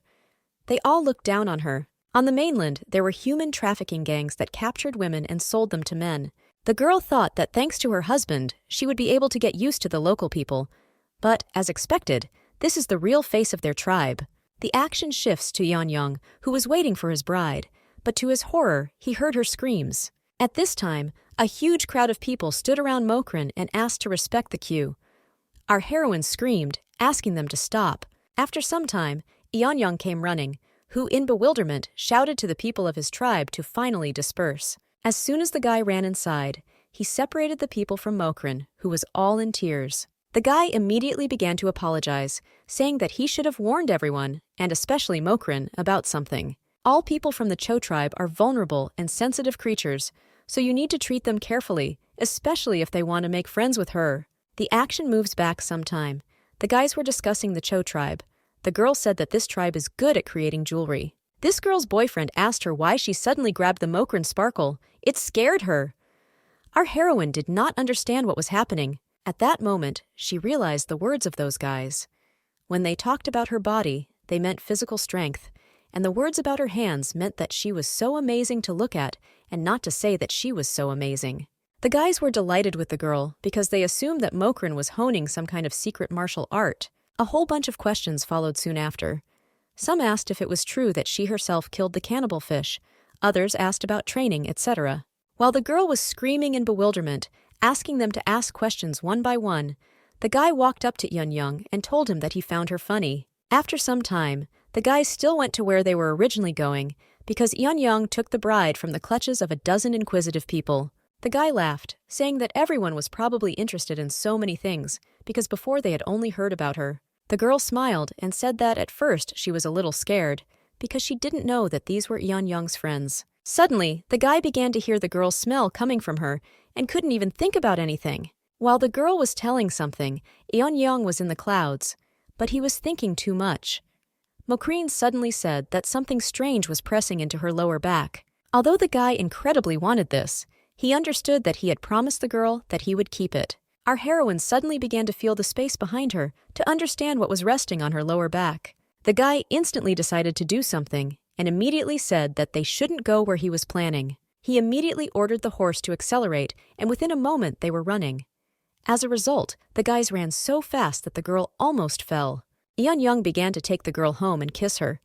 Mokrin laughed and asked not to rush because she was about to fall. The guy continued to kiss her, saying that he wouldn't wait to get home, but suddenly a voice was heard behind them. The guys, as soon as they saw the man, instantly turned red as tomatoes and asked what happened. The guy lowered his head and asked Yanyong to listen to his concerns. He, in turn, looked at his wife and asked her to go into the house for now, and he would come up a little later. He immediately approached the guest and told him that everything was fine and they could talk here. The guy suddenly said that he didn't come here to talk to Yanyong, but to see Mokrin. The girl asked again in bewilderment. Of course, since Yanyong was just getting in the way, he was kicked out, and so he sat at home and waited for his wife. In his peripheral vision, he suddenly noticed the robes of noble blood that he had prepared for Mokrin, which were untouched. The guy looked upset at the street where his wife was now, and thought about why she did not accept his gift. Meanwhile, the story was being told. The girl said that not far from here there is a village of the Hayun tribe. This village was as quiet as the village of the Cho tribe, and the people there were very decent. The girl was leading to the fact that the person she was in love with lived there. However, when their eyes meet, he immediately begins to avoid her, and when she tries to speak to him, he suddenly flinches. Our heroine was at a loss. Could it be that the Hyun tribe was also invaded? Today, the situation there was similar to hers. The girl who came to Mokrin wanted to know what she could do to win the feelings of this man. Mokrin suddenly asked what she had been doing so far. She replied that until now she had personally brought about 5 bags of rice to their village each time. She also cut down trees herself, prepared firewood, slaughtered a wild boar, and in the middle of their field there was a stone the size of her, and she removed it. Thinking that this was not enough, the girl suggested that she should arrange a duel and win the place of leader. Our heroine suddenly screamed, saying that this man, on the contrary, would think that she was going to control him by force. Her loved one may be afraid of being killed. Mokrin said that she must try a different method this time. Something just happened to fall under her hand. Having picked a flower, she said that if a girl makes wine with these flowers, he will definitely like it. The girl was skeptical about this. Our heroine shook her head and said that the bags of rice would be superfluous, and now, under no circumstances, should she carry the rice the same way as she did before. The girl decided that Mokrin did know something after all, and so she took the flower in her hands, thinking that she would still try to make a wreath. Actions are postponed to a few days later. Just as our heroine was leaving the hut, a couple of voices called out to her. This was a girl who recently came for advice, along with her husband. They said they decided to get married. Our heroine was incredibly happy about this, and therefore began to congratulate them. The girl told her savior that she was right. A bouquet of flowers for him. He said that his attention was drawn to another side of her that he had not noticed before. The girl told him that she could give him 100 flowers every day, to which the guy replied that she herself was like a flower, so he didn't need more. In any case, the guys decided not to detain Mokrin, and finally only said that they would never forget about her mercy. She suddenly said that she would spread the news throughout the area that Mokrin gives excellent advice to those in need. Our heroine was surprised by this. However, the action again shifts to the nighttime in the hut of Yanyong and Mokrin, in which they once again began to kiss. However, at the moment when everything was supposed to move on, The girl turned shyly, telling him to wait. Already seriously tired of all this, Yanyong fell to the ground and bowed to Mrs. Mokrin. At the moment when the guy wanted to say something, the girl ran out of the hut saying that she would return soon. Yanyong. I was incredibly angry that after that incident, people haunted Mokrin, demanding more and more advice from her. Having begun to dispel these thoughts, the guy shouted in bewilderment, asking them if they really believed that his Mokrin was everyone's advisor. The guy understood that she never refused to help those in need, and suddenly some thought came to his mind. Yanyong, in horror, he suggested that his wife intended to avoid him in this way because she did not want to do this with him. And again, the action is transferred to the next morning. Our heroine was just walking around the neighborhood and exploring the bazaar. At that moment, the guys standing in front, who were discussing something, called her. One of them approached her, saying that he wanted to give a memorable gift to the Heian tribe. It was his first time participating in such an event, and he wanted to know what was the best choice. Our heroine thought about it, saying that she doesn't know about the tribe of noble blood, but other tribes are not particularly familiar with the local culture. The guy laughed and said that there is no need to worry about this, because he is also a man of the Heian tribe. Besides him, there are many people from other tribes in the village of noble blood. Everyone was brought here for various reasons, but they all liked this place and stayed. Our heroine was surprised. She didn't know that other tribes actively interact with each other, unlike the Cho tribe. Suddenly, a guy ran up to the girl, saying that thanks to her advice, everything was resolved perfectly. Handing over the wrapped box, he told her it was for her as a token of gratitude. A moment later, another person ran up to her with thanks, and even more after him. In any case, the girl was incredibly pleased, because she lived a little with people from noble blood and finally understood one thing. These guys may certainly seem rude, but each of them is endowed with a kind soul, and therefore there is no way to be afraid of them. In this case, the girl understood that almost her entire tribe thought badly of these people, but all this turned out to be untrue. She decided that she should definitely write about this in a letter to Danvoldo. It will be good if they find out the truth. The action is just transferred to the village of the Cho tribe. Late at night, Mokyun held a letter from his sister and read it. The guy immediately began writing a response letter for his dear sister. His soul was heavy, because at such an important moment he was not there. In any case, he was very glad that they could exchange letters even across deep water. He is happy that everything is going well with his sister, but he regrets that he cannot see this in person. He couldn't even tell her about it because there was no way to communicate. Their father recently injured his leg. One way or another, nothing bad happened. He will lie down for a couple of days and return to normal, but Mokyun is a little exhausted, and there were more serious problems.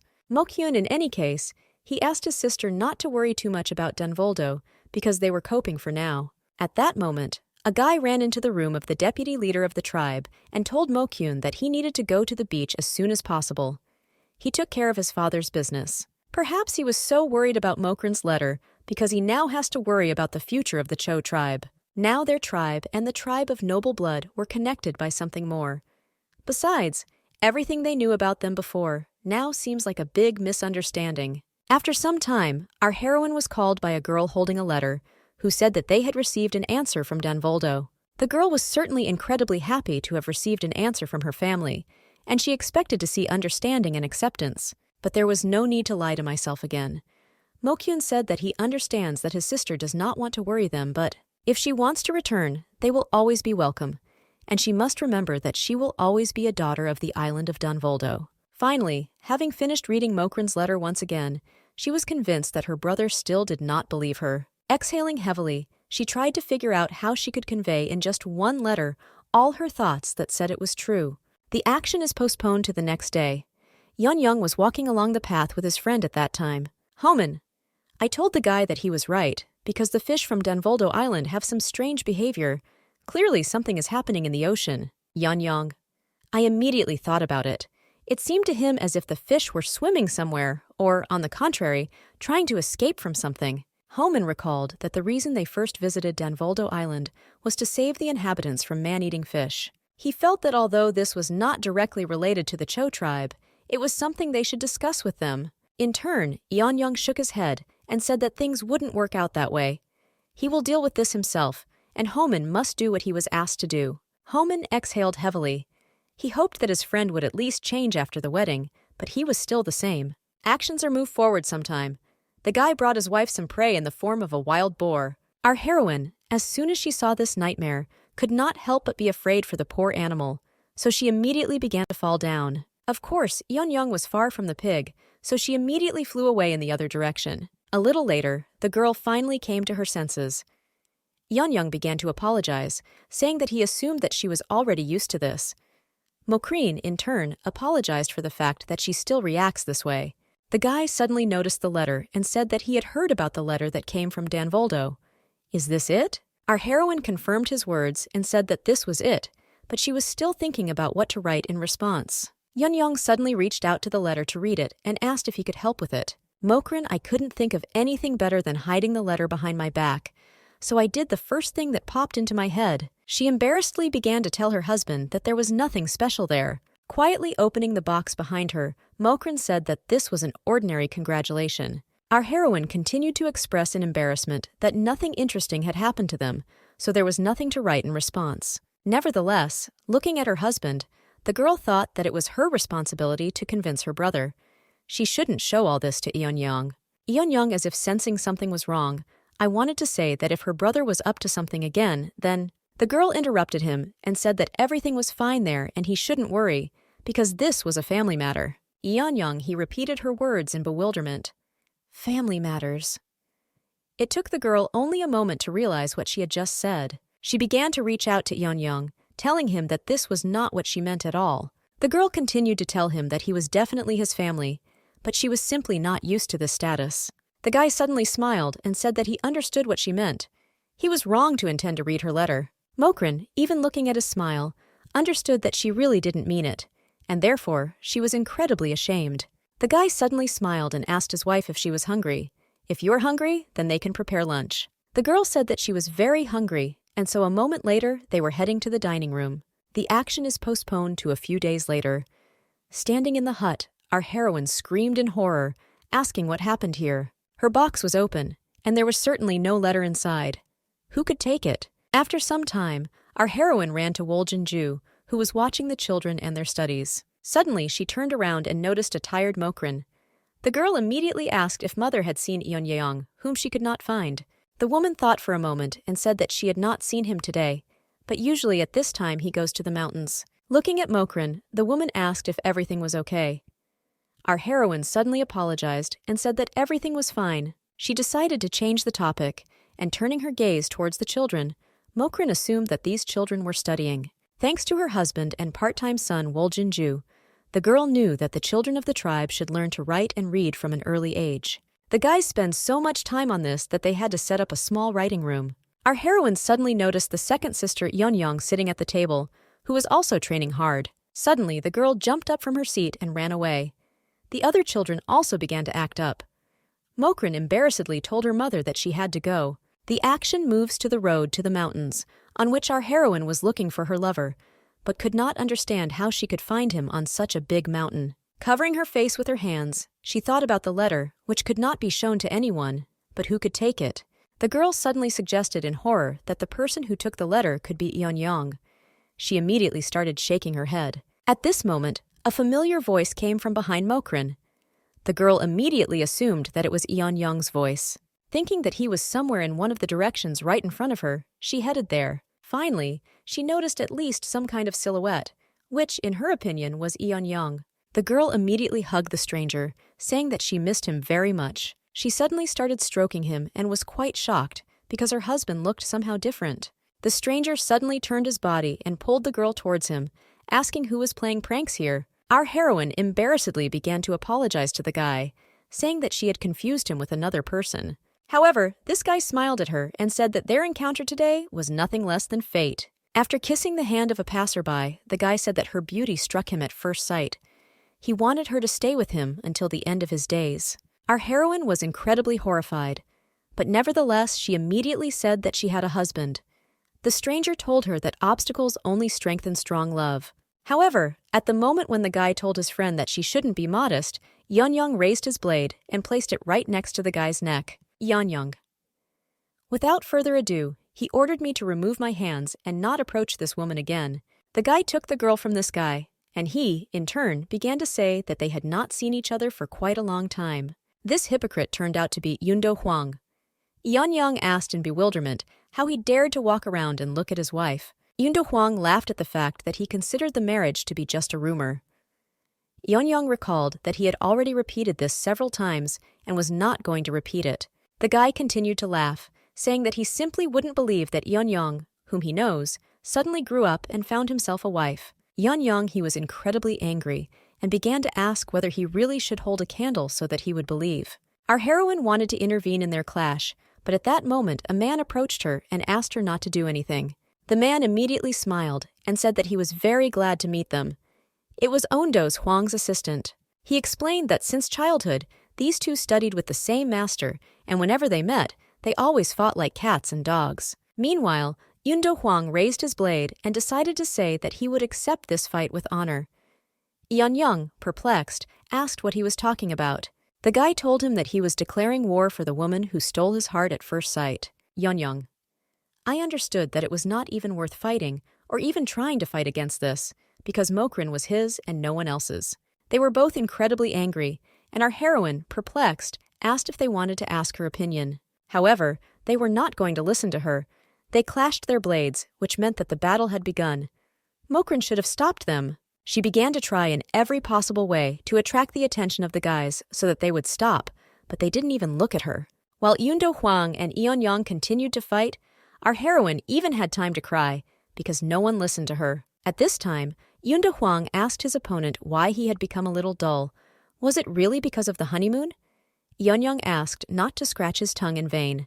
Unexpectedly, their battle was interrupted by Mokrin's screams, as well as a spear stuck right next to them. Yanyong, in bewilderment, he turned back and asked his wife if she was okay. After some time, the situation was settled. Yundo Huang apologized and decided to reintroduce himself. He ruled the Haya tribe in the western part of the island.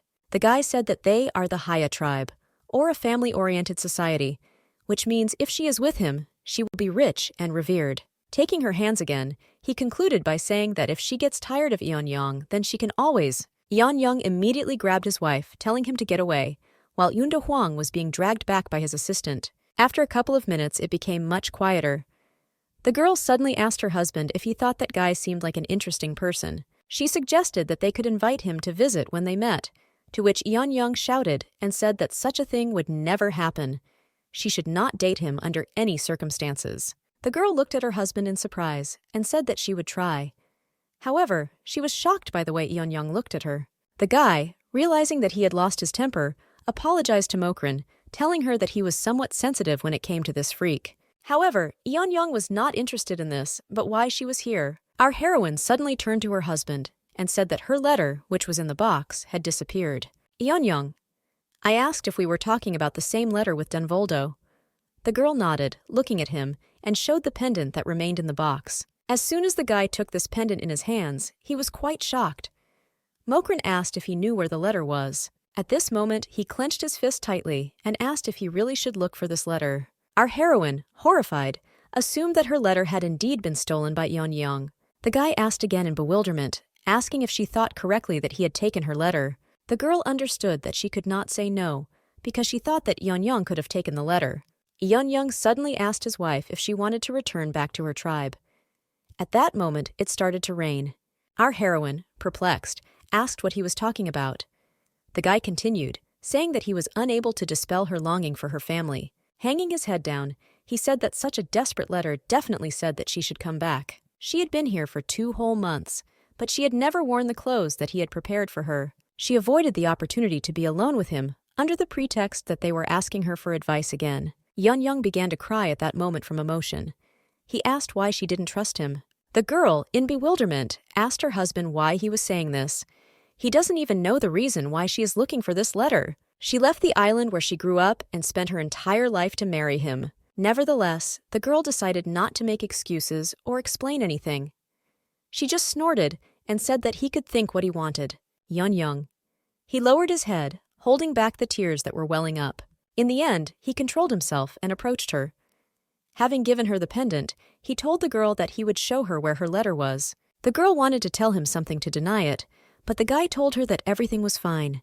He would just take her through. Our heroine realized that they did not discuss this with each other, saying that everything was fine, but the problems only grew more. It seemed that the wall between them had grown to unimaginable proportions, and it was inevitable. She understood that if one did not speak up and start a conversation, then the other would not even know about it. Thus, the guys approached the hut, and Yanyong told his wife that if his assumptions were correct, then the letter was here. At the moment when the guys approached the hut, the second sister Yanyong came out of it. Our heroine, seeing the letter that Yanyong was in her hands, immediately assumed that it was hers because she was wearing that same role. The girl wanted to talk to the girl and resolve everything peacefully, but Yanyong was not going to do that, and so she ran forward. Mokrin rushed after her, saying that they needed to talk, and Yanyong shouted in horror that it was dangerous to go to the mountains in such weather. Damn it! Realizing that no one was going to listen to him, the guy just followed them. At this time, the girls were playing catch-up. Yanyong still ran away and asked for forgiveness, saying that she was very sorry. Our heroine, unfortunately for herself, realized that she simply could not keep up with the little girl because she was much faster. Suddenly, Mokrin noticed a danger that was difficult to notice at first glance. Yanyong ran straight towards the slope and didn't even notice the end of the road. The girl thought that this was the end for her, but only thanks to her sister Mokrin, she remained alive. Suddenly, a letter flew out of the girl's hands, and so Yanyong began to twitch, trying to pick it up, but it was too dangerous in their position. Yanyong, he immediately ran to the guy's aid and jumped for the letter, only he miscalculated and forgot about the lack of ground under his feet. Once again, Mokrin saved the Yanyong family, only this time she saved him. At the last moment, the girl managed to grab his hand. The girl immediately began to turn to Yanyong, who was sitting and crying, but she needed to call one of the adults. Yanyong decided not to argue with her sister, so she went for help. Mokrin asked Yanyong if he could grab hold with his other hand. The guy said that this was impossible, because in this case he would have to let go of the letter and it would fly away. Our heroine immediately became thoughtful. Will she be able to hold him while Yanyong brings someone? Looking into her husband's eyes and holding him with all her strength, she suddenly heard his words for the letter, which he did not like from the very beginning. In his opinion, there was so much love and care in him that Mokrin simply does not show him. It was valuable to her, so he was jealous for no reason. Our heroine screamed with all her might and asked not to talk to her as if he was saying goodbye to her. The guy felt his hand slipping. He suddenly began to say that he knew that completely trusting someone is scary and difficult, literally not knowing whether the other person will understand what you meant or not, thereby creating misunderstandings. He would like to express it more. The guy looked at his wife and asked her not to react to this letter in any way. He didn't want her to leave him. Our heroine immediately began to cry, telling Yanyong not to let go of her hand for the rest of her life. Looking into his eyes, she said that she did not need this letter, so he could let it go. At that very moment, she began to feel her hand slipping, and soon something terrible happened. The girl was sitting alone on the edge of the cliff, because at that time, Yanyong still could not resist and disappeared. Mokrin, she refused to accept what had just happened and was not going to believe in her husband's death. She started screaming in horror. Just at that moment, the guy got out and in bewilderment asked Mokrin why she was screaming and if she called him. The guy laughed and said that, on her advice, it was not difficult to climb the rock without a letter. Looking at his wife, the guy assumed that she was seriously surprised and decided that he should support her. Nevertheless, Mokrin, without waiting for her husband's action, rushed into his arms. She immediately said that the letter was not what he thought. She admitted that she hid it because she thought there was some misunderstanding between her brother and Yanyong. After all, she became part of his tribe and never thought about leaving him alone. Actions are postponed to the next day. The sun was shining, and the girl was still talking about how she didn't want to hurt Yanyong. Her husband, Yanyong, and even the rest of the villagers, each of them is now her family. The guy said he knew this and apologized for getting it wrong. The girl suddenly also said that she behaved like him. She wanted him to understand her without telling her anything. Anyway, Yanyong touched her face and said that they were both acting stupid, and now they will try to talk more. As soon as the guys discussed everything that was bothering them, they once again wove together. Already at home, Yanyong said that today was a hard day. Mokrin suddenly asked if Yanyong was very scared, but her husband asked not to worry about it. Even though she was scared, she still called the adults who were hunting in the area. A debriefing was held shortly thereafter. The girl said she stole the letter because she wanted to be better than her friends. She couldn't write, so she didn't understand the content. In any case, Yanyong told his sister that it was not good to do this, and after a while her mother took her. The guy asked Mokrin to forgive his sister because she had already suffered enough. The girl suddenly said that the clothes that were prepared for her were too heavy for her. She tried to put them on again, but failed. She also decided to say that maybe Yanyong was right that she avoided it. The guy jumped up and asked why in bewilderment. Our heroine answered him that hugs and kisses were too pleasant, but she didn't even know why, but she felt very strange. The guy, with tears in his eyes, finally realized that this day had come. Moreover, his nose even started bleeding again. In this case, he asked his wife if he understood correctly that now she didn't even like kisses. As soon as she shyly looked away, the guy decided that it was time for him to act, and therefore reached out to her. As a result, as expected, when her body is touched by Yanyong, she feels unusual. The guy suddenly moved away, telling her that if Mokrin continued to move like this, he would no longer be able to stop. The girl, looking at him, understood that on the first night she was scared because it was unexpected, but now she knew for sure that she wanted to be one with Yanyong. At the same moment, the girl reached for her husband's shirt and began to take it off, saying that everything was fine.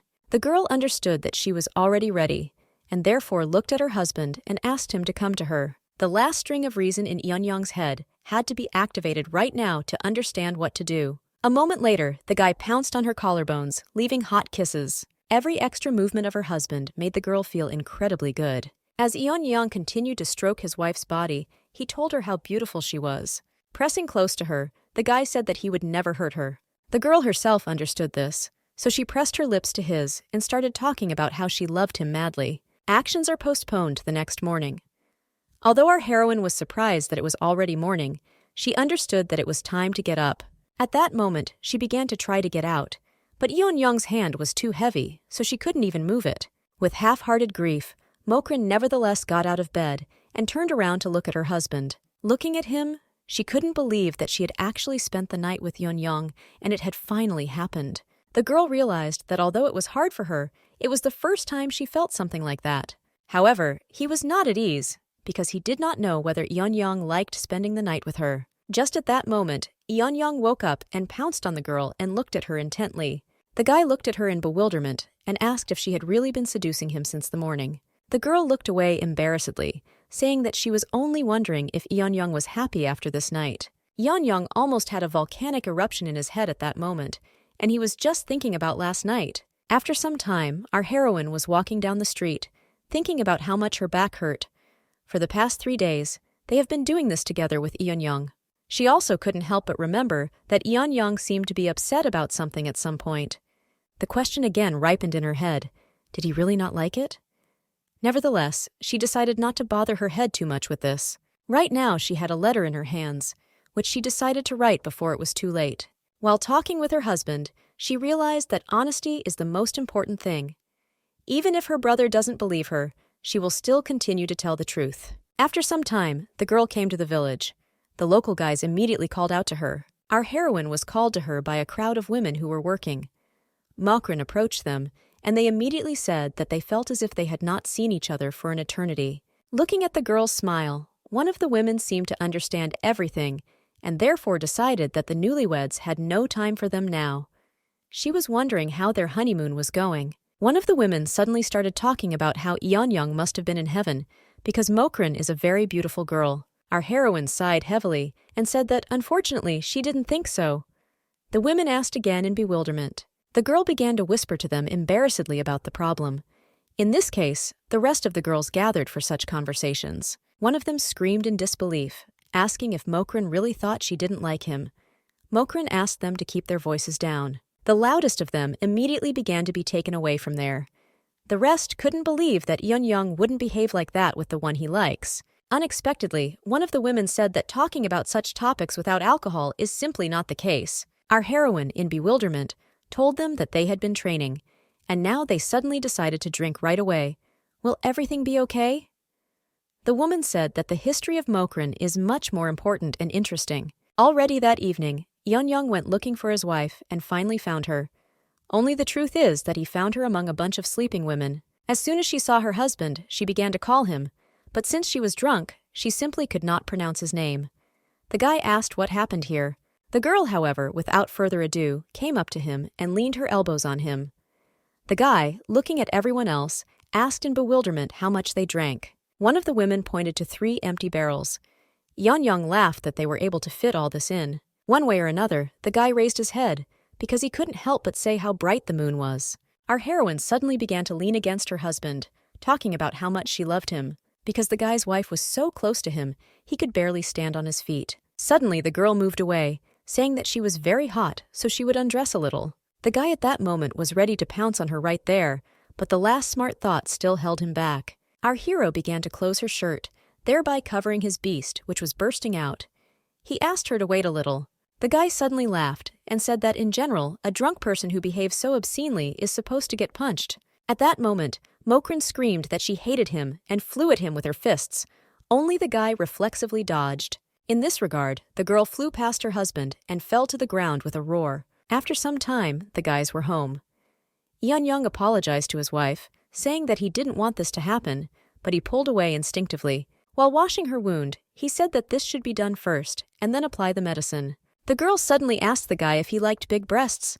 Yanyong, continuing to wash her, agreed with her early. Realizing his wife's question, the guy raised his head in bewilderment and asked again what she had just asked. Without even saying anything again, our heroine began to cry, saying that he saw her breasts, but they were small for him and did not satisfy him at all. Yanyong in bewilderment, he asked why she thought so. Mokrin replied that she was told so. When a man is satisfied, he faints. Of course, based on this, it is logical to understand that if he is not satisfied, then he will run back and forth an infinite number of times. Also, our heroine suddenly said that Yanyong told them that her brother likes big breasts. The guy was shocked, thinking that the children could blurt out something like that. However, the girl began to cry even more because something was even worse than this. The saddest thing for her was that Yanyong's breasts were bigger than hers. The guy sat down in bewilderment and told her to look carefully.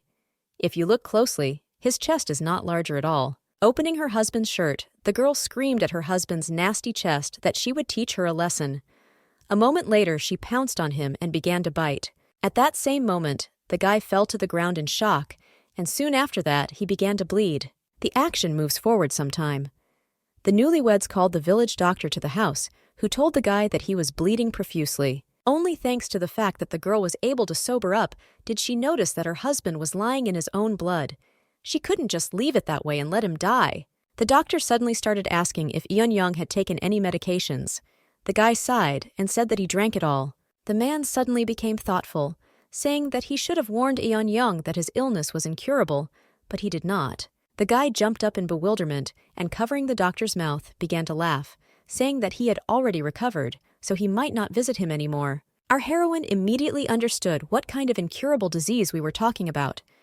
When the guy's nose started bleeding, it was because of an illness. Yanyong, in the meantime, he sent out the doctor, who asked the guy if he knew that only his mentor could make medicine, so he should visit him. As soon as the guy was able to push the doctor out onto the street, Yanyong turned to his wife and was about to say something. The girl with tears in her eyes asked why he didn't tell her anything about it. She wanted to know how he got sick.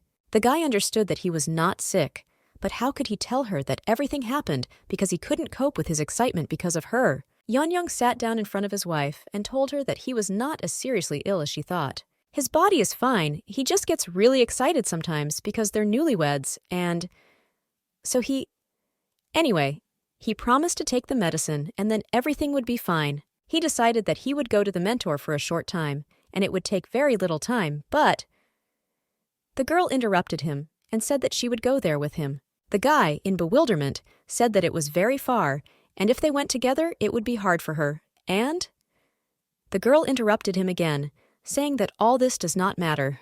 They are spouses, which means now they must be together until the end of their days, no matter what happens. The very next day, the guy asked his wife if she was ready to hit the road. Our heroine looked at the poor horse, surrounded by a bunch of bags. Are they really going to take that much with them? Yanyong. He said that the mentor's house is far away, so it will take them about 6 days to get there. This somehow calmed the girl down, but it still seemed to her that there was too much going on here. At that moment, they were called by Yanyong's parents, who were coming to see them off.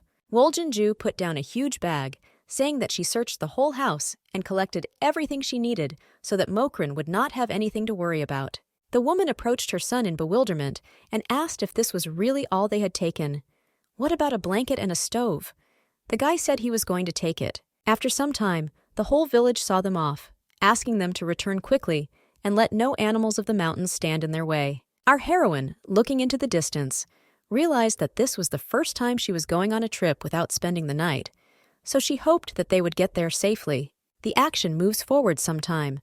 Meanwhile, the sun was setting over the horizon, and our heroes were still on the road. Mokran's back hurt incredibly, because riding all day is not an easy task. Yanyong, at that moment, he told his wife that he had found a good place to set up camp for the night today. He was going to stay in this place, which had a beautiful mountain stream and high mountains. Our heroine could not help but admit that this place was incredibly beautiful. To herself, she suddenly began to think that this world was so huge that she hoped that the people of the Cho tribe would be able to see it someday. Her husband suddenly told her that the place where the mentor lives is covered with eternal snow, so it will be cold, but this place is very beautiful, so she should like it. Our heroine looked at him in surprise and asked what eternal snow meant. The guy told her that snow falls there and never melts. The girl was in incredible anticipation because she had never seen snow before. In this case, Yanyong was very happy. Then she looked forward to the start of their journey. She remembered everything she saw in that place so that she could later pass this knowledge on to the people of the Cho tribe. Thus, the actions are transferred to the night. They nevertheless set up camp and began to talk about everything. After some time, the guys didn't even notice how quickly we got to the place where Yanyong's mentor lived. As a result, at first it was quite fun and interesting, but making our way further, when Mokran could barely feel her hands, it was not particularly fun. Yanyong suddenly said that snow usually does not reach this level, so this is also the first time he has encountered such weather. Nevertheless, Igai said that they still have a little more to go, and then they will be there. Our heroine, meanwhile, could barely walk and move. She could barely move. In this case, Yanyong dismounted from his horse and invited her to ride together on one. He has a high body temperature, so if he hugs her, she should feel better. The guy extended his hand to her, telling her to carefully get off the horse, and then they would ride together. Our heroine, as soon as she got off her horse, began to fidget in the snow as if on ice. A moment later, the girl fell to her knees. Yanyong asked his wife if she was okay. The girl said that everything was fine with her, only now they had a new problem in the form of a snowball. They began to be blown away by the snow, and at the last moment, the guy managed to grab onto one of the branches sticking out of the tree. The guy, in bewilderment, began shouting to his wife, telling her to quickly grab his hand. The girl felt that now she could be carried away. If she had extended her hand a little more, she would have been able to grab it, but Yanyong remained in place and only screamed in horror because he did not know what to do. The action is postponed to the next day. An unfamiliar guy walked around looking at the consequences of the avalanche. To his surprise, the guy saw a horse standing near one of the snowdrifts, which only meant that there was something there. Of course, having sorted out this snowdrift, it turned out that under it was our heroine, lying unconscious. The action then shifts to Yanyong, who has finally woken up after collapsing. The guy, starting to breathe heavily, only thought that, according to his assumptions, he would die. However, putting these thoughts aside, he began to look around to find Mokran. After some time, the guy continued his search by walking around the area. Suddenly, he discovered something under the tree. As it turned out, it was his wife's hat and scarf that she had previously been wearing. But where did it go? At that moment, among the things, the guy discovered a pair of bells, which was familiar to the guy, which means that now it was clear to him where his wife was. The action at this time is transferred to an unknown hut, in which Mokran finally woke up. Looking around, the girl realized that she did not know where she was. At this time, a guy was closely watching her. As soon as she noticed him, she jumped up in horror because she was very scared of what she saw. The girl's blanket suddenly fell off, but nevertheless she asked the stranger who he was. Noticing the stranger's gaze, she decided to look where he was looking, and realized that right now she was without clothes. The girl screamed even louder because she didn't understand where she was, who he was, and moreover, why she was naked. The guy suddenly, without further ado, began to lean against her and reach for her neck. Mokran told him to stop doing this because if a person asks, then he should answer. At the same moment, as the girl continued to try to fight him off, Yanyong burst into the hut. The guy immediately threw the stranger aside and covered his wife, asking the guy who he was. Nevertheless, the guy still had no intention of answering. Yanyong asked in bewilderment why he didn't say anything. Realizing that no good should be expected from him, the guy took a blade out of his pocket and began to show combat readiness. Suddenly, an elderly man approached them and doused the two fools with ice water. Sighing heavily, the man said that this Yanyong guy, as usual, put on quite a show here." Hearing the familiar voice of Yanyong immediately realized that it was his mentor. After some time, the guys were sitting at the same table. Yanyong told his mentor that he was surprised when he entered their house and saw a stranger. The man looked at the guy and said that this man, he is someone like his new student. Mokrin thanked the guy for helping her. The guy undressed her to dry her wet clothes, and she got it all wrong. Yanyong looked at the guy and said that he was rather silent. The mentor answered him that the guy could not speak. He lived among people, and now he is learning about society. The man suddenly decided to switch to Yanyong and assumed that they had come here to inform him that he had already taken all of his numerous medications. Also looking at the girl, the man suggested that the reason he takes all these medications is his wife. Our heroine suddenly asked mentor Yanyong and asked why he was sick because of her. The man suddenly said that the guy was definitely terminally ill. Yanyong, realizing what the master might say now, began to escort him out of the hut, asking when he would finish receiving them.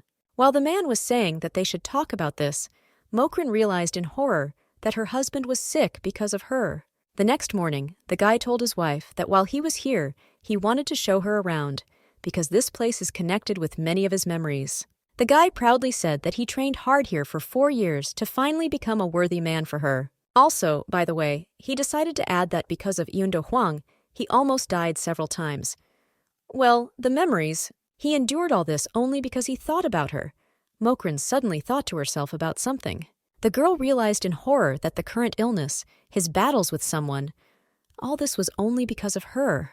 The guy was talking about this place all this time. At that moment, he was talking about a particularly beautiful sunset, but our heroine suddenly got distracted. She stared at this guy, thinking that this was the first time she had seen a man who was larger than Yanyong. The guy at that moment discovered that his wife was certainly not busy listening to him. Yanyong, at the same moment, he pulled her towards him, telling her all sorts of nonsense so that she would pay attention to him. The guy was still following this guy and suggested that the girl go build a snowman or maybe make a house out of ice. The mentor suddenly told the guy that he would still have time to make houses out of ice. Now the two of him needed to go into the forest. Yanyong, he screamed in disbelief, hugging his wife even tighter. He wanted to know why the mentor entrusts such difficult work to Mokrin. The man laughed and told the guy that he had misunderstood. Yanyong will go with his student, not the girl. After some time, the guy was getting ready to go on a hike. He addressed his wife saying that as long as he was not around, she would be safe. The guy grabbed his partner's hand and began to drag him, while Yanyong was still talking about how much he loved the girl. As soon as her husband left, the girl decided that she should get rid of unnecessary thoughts by busying herself with work. Looking around, she noticed that the hut was in a bit of a sad state, which meant it was time to clean it up. Our heroine immediately ran to clean up and performed action after action quite quickly. The girl realized that she was not feeling any better, but at that moment a man approached her, saying that it was cold outside, so they should drink something hot. Our heroine took the cup. The mentor suddenly began to say if she had already finished with her business, then he suggested that she take a walk. The girl suddenly remembered that she promised her husband that she would not go anywhere. The man smiled at that moment and said that in turn he would only tell good things about her. Of course, she couldn't refuse such an offer, so after a while they were on their way. Suddenly, the man asked her opinion on who would win if he and Yanyong fought. Our heroine assumed that since he was his mentor, he would have won. The man suddenly reminded that this guy killed the boar with his bare hands. He didn't have a chance against him. At that moment, they finally stopped. Looking at the giant ice wall, the girl was surprised. Our heroine began to laugh and say that she assumed that even Yanyong would have a hard time breaking her. Her laughter was interrupted by the man's words that he knew what was tormenting her at this very moment. When you leave the tribe in which you spent your entire life and appear in a new place, then all the values formed during that time will certainly be shaken. The mentor told her that she is weak, although she is related by blood to a strong and influential family, so she understands that she needs the constant protection of Yanyong. He was sure that she was again beginning to think whether her existence was bothering him in principle, and such thoughts were quite natural. However, the man saw that Mokrin is quite smart, so he thinks that she will understand his words. Putting his hand on the ice wall, he said that in order to melt this solid ice, a powerful force is not needed. Looking at the girl, he told her that warm sunlight was enough. Our heroine herself understood that she and Yanyong could not be the same, because they are different people. However, all people have their own strengths, and living together creates the necessary balance. She already knew absolutely all this, But why then was she so worried about it alone? The man suddenly said that if he told a similar story to Yanyong, this guy would try to fight with this ice and win. Looking at Mokrin laughing, the man said that she herself understands what Yanyong is like. However, after some time, when the moon was already in the sky and Mokrin and the master were at home, they could not understand one thing. Why haven't the guys returned yet? Our heroine suddenly noticed that it was starting to snow. She hoped that nothing happened to her husband. Nevertheless, looking into the distance, she knew for sure that she had to find him that night, because earlier he rushed to search for her. At this time, the guys were walking through a huge amount of snow. One could say that they almost went headlong under it. The partners suddenly told Yanyong that they should stop because of the snow, and it would be better to do it in a cave. Yanyong still said that it was impossible because his wife was waiting for him. The guy said in surprise that the girl was already an adult, and everything was fine with her because there was a mentor there. Yanyong refused to listen, thinking that he should be close to Mokrin. Suddenly the guy felt sick. After all, only a few hours had passed, but why did he start to feel so bad again? Soon after, blood began flowing down his face. The guy wiped it in bewilderment and began to look at his hand. Within moments, he was getting worse and worse, and all the snow underneath him was now getting redder and redder. The guy kept his consciousness with all his strength because he was sure that he had to go further to meet with Mokrin. The last thing Yanyong saw was his wife and mentor running towards them. After some time, they were at home. Yanyong lay on the sofa while his mentor watched him. It was not surprising to him that everything turned out this way. He gave the guy a lot of medicine, and he took them all. The man, in bewilderment, asked the guy if he knew what he was cramming into himself. Poisonous snake, poisonous insects, poisonous herbs. He makes medicine from all kinds of poison. No matter how strong the guy is, if you continue to take these medications so easily, then... Yanyong asked in bewilderment what would happen to him. Seeing the mentor's reaction, the guy began to give up these thoughts in bewilderment. He had the usual bleeding when he was nervous, and he just wanted it to stop. The guy, with trembling hands, began to ask to save him, because he has Mokrin, and he cannot die so easily. The mentor at that moment looked at the student in bewilderment and asked if someone was dying. The master thought that his body was now resistant to all types of poisons, and he did not know if this was the reason, but now, even with excitement, his nose would not bleed. The guy was incredibly happy because now he doesn't have to take medicine secretly from Mokrin every night. The man suddenly looked at the guy and asked if he knew that his useless stubbornness was making his wife worry. Yanyong, he looked around in bewilderment and asked the mentor what he was talking about. It would be enough for him to simply love her and protect her from misfortune, but he begins to growl like an animal, even if they just look at her. He didn't even allow her to leave the house, so the man thought that he should finally really start taking care of his wife. The guy sighed heavily and said that he understood all this. He is always worried about his wife and doesn't even know why. Even when she is around, he misses her and yearns for her. The thought that something would happen to her and he could lose her, sighing heavily again, the guy said that these thoughts made him realize that he couldn't imagine his life without her. The mentor told him that they both really had a very strong love for each other. At that moment, the guy noticed the girl who was eavesdropping on them.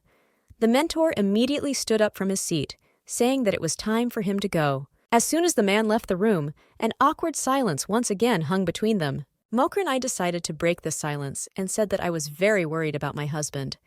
Yanyong apologized for scaring her. In any case, the guy assured her that he was completely fine. Despite the fact that he said this last time, now everything was definitely fine. Yanyong admitted that at that time he was just bleeding from his nose and the blood was caused for a reason. In general, it was uncontrollable. Nevertheless, by this time the girl already understood what had happened and how, because the mentor had recently explained to her everything that concerns men. In any case, she decided that he should rest. Yanyong began to assure her that he was fine, and now he wouldn't even have a nosebleed. The guy grabbed his wife and began to hug her, again starting to say that he was completely fine. The girl touched his face, saying that she wasn't particularly sure about this now, because he had a slight fever. The guy leaned against her, asking her if she could check on him a little more. Mokrin asked her husband to stop, reminding him that they were still in the mentor's house. Yanyong made cat eyes and asked if it was really not possible. The girl embarrassedly said that if they just hug, then everything will be fine. However, Yanyong was enough. The guy suddenly said that he actually wanted to confess something right now. Yanyong began to apologize, saying that he wanted to protect her. But in the end, because of his actions, he only limited her, and made her worry without even realizing it. Looking at her husband, she asked him to calm down, because everything was fine. She suddenly said that she too was always looking for a way to become a source of strength for him. Suddenly, she threw him onto the bed, and looking into his eyes full of anticipation, she said that in fact, she was not as weak as he thought. Mokrin laughed and asked if he wanted to check whether he would defeat her or not. At the same moment, the guy turned over and, drawn towards her, admitted that he had lost. The very next morning, the newlyweds said that it was time for them to hit the road. Mokrin thanked her mentor, saying that he really taught them a lot. Suddenly, the master approached the girl and began to whisper something in her ear, which Yanyong certainly did not expect. The guy, in bewilderment, separated them and asked when the two of them managed to become friends. Mokrin said through laughter that she understood him and thanked him again for his kind words. The guys finally told the newlyweds that many difficulties await them along the way, but they will cope completely. After some time, the guys were on the road, completely rested. Our heroine said that even though they had just left, it already seemed to her as if the fact that they were in the mentor's house was just a dream. The guy agreed with her, and then, by the way, decided to ask what the mentor told her. Mokrin smiled and said it was a secret. Yanyong began to catch up with her, and, in bewilderment, said that he also wanted to know this secret. Even if Yanyong now looked like a fool with a lot of shortcomings, there was no point in thinking that he had always been like that.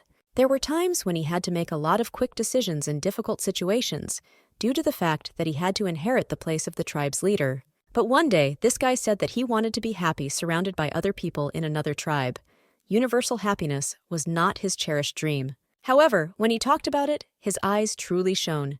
Thinking about it now, he may have become like this after he met Mokrin. Now Yanyong, in the eyes of his mentor, looked contented and happy, and that's all because he was next to his loved one. The action moves to the native settlement of the noble blood. Looking around, our heroine assumed that there would soon be a holiday here. Nevertheless, she looked at the altar and assumed in horror that it would not even be a holiday, but a wake. Taking his wife off the horse, Yanyong asked in bewilderment what happened and what everyone was doing. The guy smiled, looking at them, and saying that they had finally returned. The opening of the Congress of Tribes was just about to take place. Our heroine asked in bewilderment what this meant, and the guy sighed, saying that the time had already come. He explained that many noble representatives of the tribes come here. Here they gather together, as if for a holiday. The guy said that such discoveries take place in each settlement in turn, but this time it was their turn. It was supposed to take place in the Mio tribe, but that's how the circumstances turned out. The guy said that even though they were preparing in a hurry, this would be the second time in a row that something like this would happen here, and besides, they wouldn't have to look for a new place. Our heroine suddenly asked what if this time they held a tribal congress on Dunvoldo. Yanyong thought about it and decided that this was a really good idea. The organizer also said that it would be very helpful to take this chance and introduce the Cho tribe to everyone. In this case, the guy decided that this time he would eat the tribes on the legendary island of Dunvoldo. After some time, a huge number of ships headed towards the island of Dunvoldo. The Cho tribe, who had previously barely encountered a single ship, watched in horror as dozens of ships approached them. After some time, many tribes landed on the island and began to study Dunvoldo Island. The land, in their opinion, was very fertile. Unexpectedly, one of the guys said that there could be a race with stones here on the seashore, so they should speed up decorating the place. Ikmunbak and Mokyun stood next to each other, and both could not understand what the hell was going on here. Mokyun: I immediately told my father that this didn't really look like a military invasion, when suddenly a voice came from behind them. Our heroine approached them, who suggested that the guys were surprised. The father, in bewilderment, suggested that Mokrin knew the reason for what was happening here. The girl laughed and said that if you count it like that, then it's all because of her. She immediately began to explain what was happening. After a moment, the man pointed his finger towards the pile of people and wanted to summarize. Nevertheless, our heroine did it for him. That's right, they are all residents of other tribes, those that live outside their island. The action shifts to Yanyong and his friend Homan. The guys stood on the rock and looked into the distance. Homan began to stretch out, saying that the road here was easier than they thought. As it turned out, there are no waves or man-eating fish here. Yanyong immediately said that the number of man-eating fish had decreased significantly. These guys are timid by nature, so they couldn't approach him. But they don't have a herd mentality in their character, so that wasn't the issue. Homan: I decided to take a closer look at the sea and suddenly admitted that something was definitely happening to it. Yanyong told a friend that at the moment they don't know anything for sure, but he thinks they need to be on guard for a while. Meanwhile, preparations were still underway on Danwoldo Island, and soon Woljin-ju and the leader of the Cho tribe appeared on the scene. The woman raised her hand to Ikman Bayak and invited the guests to applaud the tribal leader for allowing the tribal congress to be held on Danwoldo Island. All the guys began to applaud and shout, and the three guys were perplexed and wondered whether outside of their island these tribes were really so friendly with each other. One of the guys said that he didn't know this himself. He had only heard that the mainland was a terrible place. Only in this case, all these people should be a threat to them. At this time, one of the guys stole the bottle from the guy and began to laugh, saying that the inhabitants of his tribe looked weak. He assumed that they had been dragged here by force and began to mock him. But the guy was not a fool and instantly smacked the offender in the face. The woman was slightly confused because all this was very different from what they had heard. Yanyong, at this time, he acted according to his plan. He watched the people around him and felt good. At that moment, Undo Huang sat down next to him, and the guy's face immediately changed. Undo Huang said that there was no reason for him not to come to the tribal convention. The guy suddenly said that he had nothing to do with Yanyong. He came to say hello to Mokrin, but she wasn't there. Yanyong. I instantly got angry, asking if Undo Huang was really serious about this. The guy smiled and said that although he had an interest in Mokrin, he had no idea of touching a person who had such a happy family life. The guy also told your friend that, to be honest, they look good together. Yanyong immediately became embarrassed, and Undo Huang asked why he was doing this all of a sudden. Yanyong stood up and wished Undo Huang to have a good time alone. The guy assumed that Yanyong went to Mokrin because he was bored, but he told him that it was none of his business. Unfortunately, this Undo Huang did not say anything useful. He was fond of discussing all sorts of useless things. Meanwhile, our heroine communicated with her brother, telling him that people of other tribes are all good people. Mokyun sighed and said that he had already heard about it. The girl said that she wrote what she really thought from her heart, and there is kindness and warmth in each of them. People from the West also cared for her very much. Mokyun, he looked at his sister in bewilderment and asked if now they really should forget everything that happened. Meanwhile, Yanyong went to his wife to surprise her with sweets, but heard voices from inside. As soon as the guy walked to the door to open it, Mokyun's cry came from the hut, which reminded his sister that she didn't even want to marry Yanyong in the first place. The guy assumed that there might have been a misunderstanding and that they were all good people, but it didn't matter whether they were mistaken or not.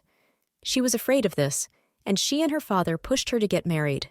When this marriage was discussed by Mokrin, and she couldn't say a word against it, and yet she never even loved this Jew Yanyong. Yanyong took a step in horror, not believing that Mokrin never loved him. At this moment the finishing words came. The girl told her brother that what he was saying was true. At that very moment, fireworks began to be set off, loud and bright enough to attract everyone's attention. Mokrin, who just wanted to finish her words to her brother, saying that she really loved Yanyong, was distracted by fireworks. The guys immediately decided to go outside to find out what that sound was, but our heroine found on the floor a tray of tea and goodies that Yanyong always brought her. Mokrin and I immediately realized that Yanyong had just heard everything they were just talking about. While loud celebrations of the gathering of all the tribes were taking place on Danwoldo Island, it was definitely not safe in the ocean. The huge underwater evil that had eaten most of the cannibal fish was still starving itself. Just at that moment, the creature noticed the fireworks. Nevertheless, our trees immediately began to gather, thinking that we needed to quickly find Yanyong and explain everything to him. At that moment, her brother grabbed her and told her to stay. The girl begged to be let go because she had to go after Yanyong. The guy began to say that no matter what, he tells her to return to Danwoldo again and leave this guy. The girl pulled her hand away and said that even if she stayed here, she would no longer be the same as before. Mokyun. In horror, he realized something, but at that moment the girl interrupted him and began to talk about her feelings. When this marriage story came up, she thought that she had to sacrifice at least something for the good of the tribe. However, when she accepted Yanyong's marriage proposal, it was no longer a sacrifice. At that time, she still didn't know how it would all turn out, but she agreed because she loved Yanyong. After she asked her brother not to judge her feelings for him, she ran away and left him alone. Mokyun. I was incredibly angry. Turning over the tray of food, the guy wondered, how long will this guy from noble blood ruin everything for them? Action moves to Yanyong. The guy was out of his mind. He didn't understand why he didn't know about it all this time. But now he realized why his wife was embarrassed by him. At that moment, the guy noticed a falling bird in front of him and decided to approach it. As soon as he held her in his arms, he thought that Mokrin showed fear in her shyness. Looking at the bird, Yanyong felt insignificant because the girl was so scared, and he forcibly begged her hand and heart. At this time, Mokrin walked through the forest and shouted her husband's name, trying to find him. The guy, meanwhile, exhaled heavily and accepted that it was all his fault, so he himself must be punished for the crime. Whatever his outcome, he decided to take action, but first of all, he saved the bird that had fallen from the nest. The action moves to the shore of the island. In the middle of the whole crowd stood Yanyong and Mokyun, who asked in bewilderment what was happening. The guy, looking down, said that even though it was too late, he would like to fix everything right now. Mokyun, in bewilderment, he asked what he was saying. The guy told him that he wanted to pay for what he forced Mokrin to do. Brother Mokrin smiled and asked will he really kill him, and Yanyong won't even resist, and he wants her to live with resentment all her life. Having decided that this is not how things are done, Yanyong took out his blade and said that in this case, he would challenge him to a duel. Looking at Mokyun, the guy told him that if he loses in the duel, then he can take his life. Pulling his sword out of the ground, the guy walked towards Yanyong, saying that if he wants, then he will play along with him. The guy swung his blade, but instinctively, Yanyong managed to dodge. Only part of his arm was damaged. Just in the midst of the fight, Mokrin came running, who began to scream in bewilderment. The girl, in horror, began to scream and ask the guys surrounded to stop this fight. Only the fight could no longer be ended ahead of schedule. At this moment, Yanyong fell to the ground, which meant his defeat, which means, as soon as her brother swung his blade, the girl began screaming in horror for them to stop. Her prayers were heard, and the execution of Yanyong really stopped. Only the reason for this was not Mokrin, but a huge underwater creature that crawled out of the water. While the girl screamed her husband's name in bewilderment and ran to him, the Kraken appeared before them in all its glory. No matter what, our heroine ran to her husband and did not even notice the approaching tentacles. Fortunately for the girl, Yanyong managed to save her at the last moment and pulled her out of danger. At this moment, the area began to panic, but the only thing Yanyong was worried about was whether his wife was okay. Hearing that everything was fine with her, the guy asked to listen to him carefully. Behind, on the shore, there is a ship. She needs to take people from the tribe and go to him now. Our heroine, with tears in her eyes, began to look at her husband and ask what would happen to him then. Meanwhile, an army of people from the noble blood tribe led by Woljin-ju appeared in the face of a huge kraken. Yanyong smiled and said that right now he should do what he does best. At this time, Woljin-ju began her motivational story to the team by saying that tomorrow they will have breakfast for octopuses. Yanyong turned to Mokyun and told him to leave the monster to them, and in turn take care of his tribe and save it. After that, the guy approached the girl to help her get up, but Mokrin began to turn to him. Holding on with all her strength not to cry, the girl said that she definitely had to tell him something. The guy understood how this conversation would turn out, but now he didn't want to hear all of it. Letting go of his hand, he said that it was not too late, and he would definitely come to listen to everything. After some time, the girl was busy escorting people on board the ship. She asked them to go deeper and make room for the others. Nevertheless, looking at the giant kraken, the girl prayed that everything would be fine there. At this time, Yanyong was fighting against the kraken, but tentacles appeared in front of his face and pushed him back. Homan ran up to his friend and said that the kraken was the reason why the sea and its surroundings looked strange. He had already seen this in manuscripts, a monster that lives deep in the sea, deeper than the depths of the sea itself. The last time this creature was seen was more than 200 years ago. It turns out that this just coincides with the period when the island of Danvoldo was cut off from the mainland due to man-eating fish. As soon as the monster went into hibernation, the number of fish increased due to the disappearance of their enemy. But precisely because of the awakening, their number also decreased sharply. Yanyong, although he had no idea whether he could cope with it, he decided that he should try. Looking around, the guy realized that the damage they caused to him was not enough. If they continue to drag their feet like this, they will find themselves at a disadvantage. Nevertheless, looking into the eyes of his enemy, the guy knew for sure that this creature must have a weak point. Just at that moment, the guy noticed a very bright gem hanging over the kraken's mouth and decided that this was the weakest point. However, The plan was prevented from being carried out by the liquid that the monster began to release from itself. Yanyong. I understood that this liquid was poisonous, which meant getting to the crystal would not be easy. The guy understood that it would be enough for him to climb up its tentacles, but this could be done thanks to someone's help. Noticing Yundo Huang, the guy started shouting at him to try to hold the monster's tentacle for at least 10 seconds. Yundo Huang laughed, asking since when did Yanyong dare to tell him what to do. Nevertheless, the guy was not particularly persistent, so he jumped on the monster and pierced its tentacles, on the condition that he would definitely collect the debt from him. Yanyong laughed and said that he would definitely treat the guy with something.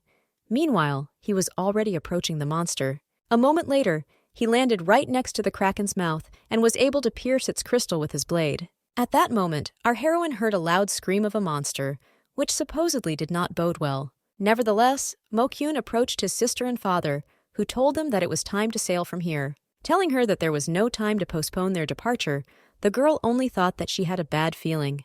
The guy began to shout that the people of that tribe would take care of everything, to which our heroine began to lose control. Turning to her brother, she told him that people from that tribe are also people, and they are the same people as them. Faced with such a monster, they too may suffer and die, and yet even knowing this, they fight for their tribe, for their island of Dunvoldo. Our heroine approached one of the guys and took his spear and horse, saying that she couldn't do this anymore.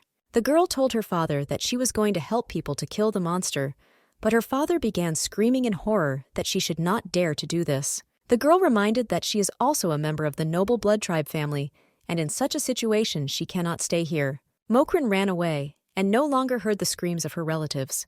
To herself, she hoped that her premonition was letting her down, and she was worrying in vain. Meanwhile, the army of people from the noble blood tribe was incredibly happy because the giant was defeated. Only Yanyong was not so cheerful, because he felt that something was wrong. Looking at the broken crystal, he thought that if this was a weak point, then it should have collapsed immediately. But then why hasn't this happened yet? At that very moment, the giant opened his eye and stared at the guy. The monster is moving again! The army rebelled again and began to say that they need to immediately attract his attention and immobilize him. Yanyong looking back, I saw people who were going to go around on the other side and began to shout that this was a mistake. Meanwhile, our heroine was running, thinking that she needed to run a little faster. Suddenly something flashed in front of them with great speed, and the horse became very frightened. So the horse knocked the girl to the ground and ran away, and Mokrin seemed to twist her ankle. Finally, she decided to raise her head and saw a terrible picture in the form of a huge kraken and Yanyong hanging on it. The girl immediately began to say that she was obliged to help her husband and not sit idly by. At this time, Yanyong tried to resist and continue to hang on the giant while he rebelled and screamed. Looking back, he noticed the poison that was approaching the kraken's mouth. Yanyong immediately began to think about different outcomes. The guy didn't know for sure whether he could get out of here and save his life, but he knew one thing for sure. Even if this is the last thing he can do, he will protect a place dear to Mokrin. This way, she can get rid of the marriage and live a free life here again. Exhaling heavily, the guy again apologized to his wife when he suddenly heard her voice behind him. Looking back, he noticed Mokrin, who ran to him to help. Our heroine held the spear tightly and told herself that she could handle it. She only needed to remember the benefits that Yanyong taught her. You had to plant your feet firmly on the ground, hold the spear firmly, and with your other hand point to the target you wanted to hit. At this time, it was as if the spirit of her husband was helping her. As soon as the girl did everything as Yanyong told her, she aimed at Yanyong and threw a spear at him. The guy looked back and noticed a spear flying towards him and was very surprised. Taking it in his hands, Yanyong realized that the girl had given him his last chance. In this case, the guy waved his spear and inserted it into the same crystal near the sword. Joyful Yanyong turned to his wife and said that they did it. The giant is defeated. Only the last thing the Kraken managed to do was release the previously prepared poison. Of course, Yanyong could not resist, and within a moment the guy was rapidly flying down. After some time, the girl ran on a horse to her unconscious husband. The others ran after her. Mokrin, she tried to get to her husband, but the guys grabbed her, telling her that it was very dangerous because Yanyong could be poisoned. As soon as the girl saw the blood oozing from her husband's mouth, the world seemed to disappear from under her feet. At that moment, Ikmenbek and the rest of the Cho tribe came running after his daughter. The guys were shocked that the monster was dead. Their gaze also shifted to Yanyong, and they began to whisper whether he was dead. Someone suddenly asked him to shut up, because this is the same guy that Mokrin was forced to marry. The girl, meanwhile, sat above Yanyong and talked about how, thanks to him, she saw a beautiful sunset that was visible on the open sea. She was incredibly happy to feel the snow that was falling from the sky and its coldness, no matter how harsh it was. She was happy and sad with other tribes, so she learned different emotions and ways to manage them. All these moments were incredibly happy. Looking at him, our heroine said that Yanyong was the person who allowed her to find out about all this. The girl took his palm and pressed it to her, after which she began to cry, saying that she loved him incredibly much. At that moment, Mokrin, for some unknown reason, began to rise, which seriously frightened the girl. The guy looked at her and asked if what she said was true. Does she really love him? Looking at her, he reminded her that she was afraid of him, but he still demanded her heart and forced her to marry him. The girl suddenly said that she chose him was of her own free will, because it was at the behest of her heart. Smiling through her tears, Mokrin told him that even then she knew that he, like no one else, would care about her and the Cho tribe. Ikmunbaek shouted in disbelief, asking his daughter if she really loved Yanyong. They were shocked. However, Mokyun started screaming at her father, saying that this was all nonsense, and she should not be allowed to stay with them. Suddenly, one of the Cho tribe guys intervened and reminded that Yanyong fought hard against this terrible monster. He was sure that even though the Yanyong tribe had once attacked them, they should support their marriage. At this moment, the Noble Blood tribe, and even more so Woljin-ju, were in shock. They asked what they were talking about, since their tribe did not attack the Cho tribe.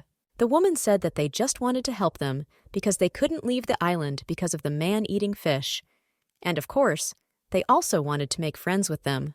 Ikmunbaek asked in bewilderment, "What do you mean they didn't attack?" In this case, he was interested in how they would explain the fact that they came to their island with a huge army. Woljin-ju looked menacingly at her guys, who were incredibly embarrassed. Eventually, one of them confessed, saying that they wanted to look impressive when they first met. The Cho tribe were almost knocked down. A guy from the Cho tribe began to say that their tribe names sounded like they were bloodthirsty, but his words were refuted because their name implied a blood movement. Woljin-ju laughed and suggested that she and Chief Ikmunbaek had a lot to talk about. After some time, the tribal leader stood on the edge of the mountain, and Woljin-ju finished her story. In any case, she sighed heavily, deciding that it would have been better if she had been honest from the beginning. Ikmunbaek sighed and said that now that he knew everything, some things became clearer. Until now, they believed that the tribe of Noble Blood were wild and cruel people, but observing how they worked together and how they got along with each other and had fun, he later realized that this was their way of showing active hearts. Woljin-ju suddenly said that they were thinking too much about the situation of the Noble Blood tribe. For 200 years, they were isolated from others. She had to take into account that the outside world was foreign to the Cho tribe.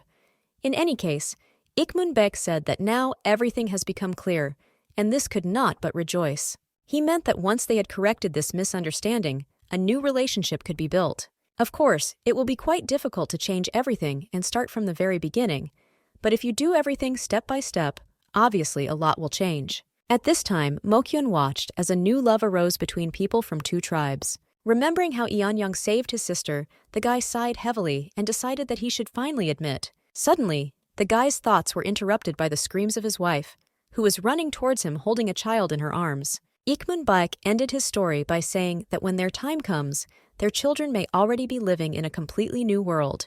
In other words, the man summed up that Mokrin and Yanyong opened the doors to a new future for them. Suddenly, the action moves to the guy's hut, where Yanyong was tied up. The guy told his wife that he was wrong. Looking at her, he once again told her that he would never again think of dying and leaving her alone, so he asked her to let him go. Having touched him, the girl said that she would not do this. Yanyong must feel how helpless she felt back then. Continuing to touch her husband's body, the girl said that she had waited too long to finally confess to him. Nevertheless, the first time she told him that she loved him was almost the last. Yanyong. At this time, he realized in horror how excited he was. He would rather fight that monster again than endure this torture. Unfortunately, she couldn't go back in time and do it all again. At this point, she began to lift her dress, saying that she only wanted to touch him. Mokrin, she continued to say something. Only Yanyong listened to her less and less with each passing second. Approaching her husband, the girl said that it was he who made her like this, and therefore he must take responsibility for it. The guy immediately put all his strength into finally breaking out of these shackles. Within a moment, he attacked the girl like a wild animal and began to kiss her because he had wanted this from the very beginning of the evening. Soon they fell to the ground and still continued to kiss, but Yanyong knew that he needed to move on. The guy got up and began to take off his shirt and extra things. Mokrin suddenly noticed his bruise and immediately said that the bad monster left a scar on him. However, within a second, Yanyong continued to kiss her, saying that everything was fine because this was a mark left by the time he spent with her. In this case, the girl lowered her dress and asked her husband to cover her entire body with hot marks. Having said that Yanyong loved her, the guy began to fulfill his wife's wish. The action moves forward a year. Ikmun Bayek and Mokyun did the impossible for themselves. They finally set sail from their island and sailed towards the noble blood tribe. As soon as the guys left the ship, they were called by Mokrin, who was incredibly happy to see her father and brother. The girl began to lead them along. In any case, it was very strange for her to see them here, in the settlement of noble blood. The guys suddenly asked what attire she was wearing. Mokrin twirled around and said that this is local clothing, which is very durable. Suddenly, a guy started running towards them at great speed and ordered everyone in front to disperse. Ikmun Bayek did not have time to move away and in bewilderment shouted at passers-by, asking where they were looking and why they were so slow. Then the guy stopped, looked at the surprised faces of the guys, and realized in horror that they were from the Cho tribe. The guy immediately changed his mood and started saying that he was to blame. After that, the guy ran away and told them to be careful. Mokrin approached her father and asked if he was okay. The man smiled and said that on the one hand, this had also become familiar to him. Recently, many people from noble blood have appeared on Dunvoldo Island. He often sees them there, and despite the fact that their tone is rude, he sees that they have warm hearts. By the way, on Dunvoldo, people from the noble blood tribe also began to behave more carefully. Our heroine was certainly glad to hear all this, but at that moment, she said that there was a new one that she would like to share with them. However, they need to discuss this with Yanyong first, because he has been away for a while. Suddenly, Woljin-ju came out from behind the door, happy to see her relatives. Approaching Mokyun, the woman said that she was a little surprised that he initiated their visit. The guy smiled and said that they had a lot to discuss. Woljin-ju suggested that the speech would be about a congress of 10 tribes on their island. So since this is the first event after he became the leader of the tribe, everything needs to be properly prepared. They shook hands, after which Mokyun warned that there might be shortcomings, but was still grateful for the help. Suddenly, our heroine heard the screams of the guys who were saying that Yanyong had just returned. The girl immediately left her family alone, saying that she hoped that they would talk well about everything. Ikmun Bayek suddenly said that sometimes he thinks that all this is better than being alone on the island, because even though everyone here is noisy, when they are all together, they are happier. Mokyun smiled and said that he thought so too, after which Woljin-ju asked the guys to follow her. Meanwhile, the action moves to Mokrin, who has finally met her husband. She ran up to him, and the guy grabbed her in his arm, starting to talk about how much he missed her. After some time, the sun finally set, and they talked to each other all day long. Mokrin talked about how happy she was with him, as if it was all a dream. She can enjoy life's moments to the fullest because she has her dear family and the person she loves next to her. Yanyong smiled and told his wife that everything was the same for him. He certainly couldn't be happier than he is with her now. Our heroine suddenly told him that she needed to confess something. The guy asked in surprise what, as it was not difficult to guess. It was about the fact that the girl was finally pregnant.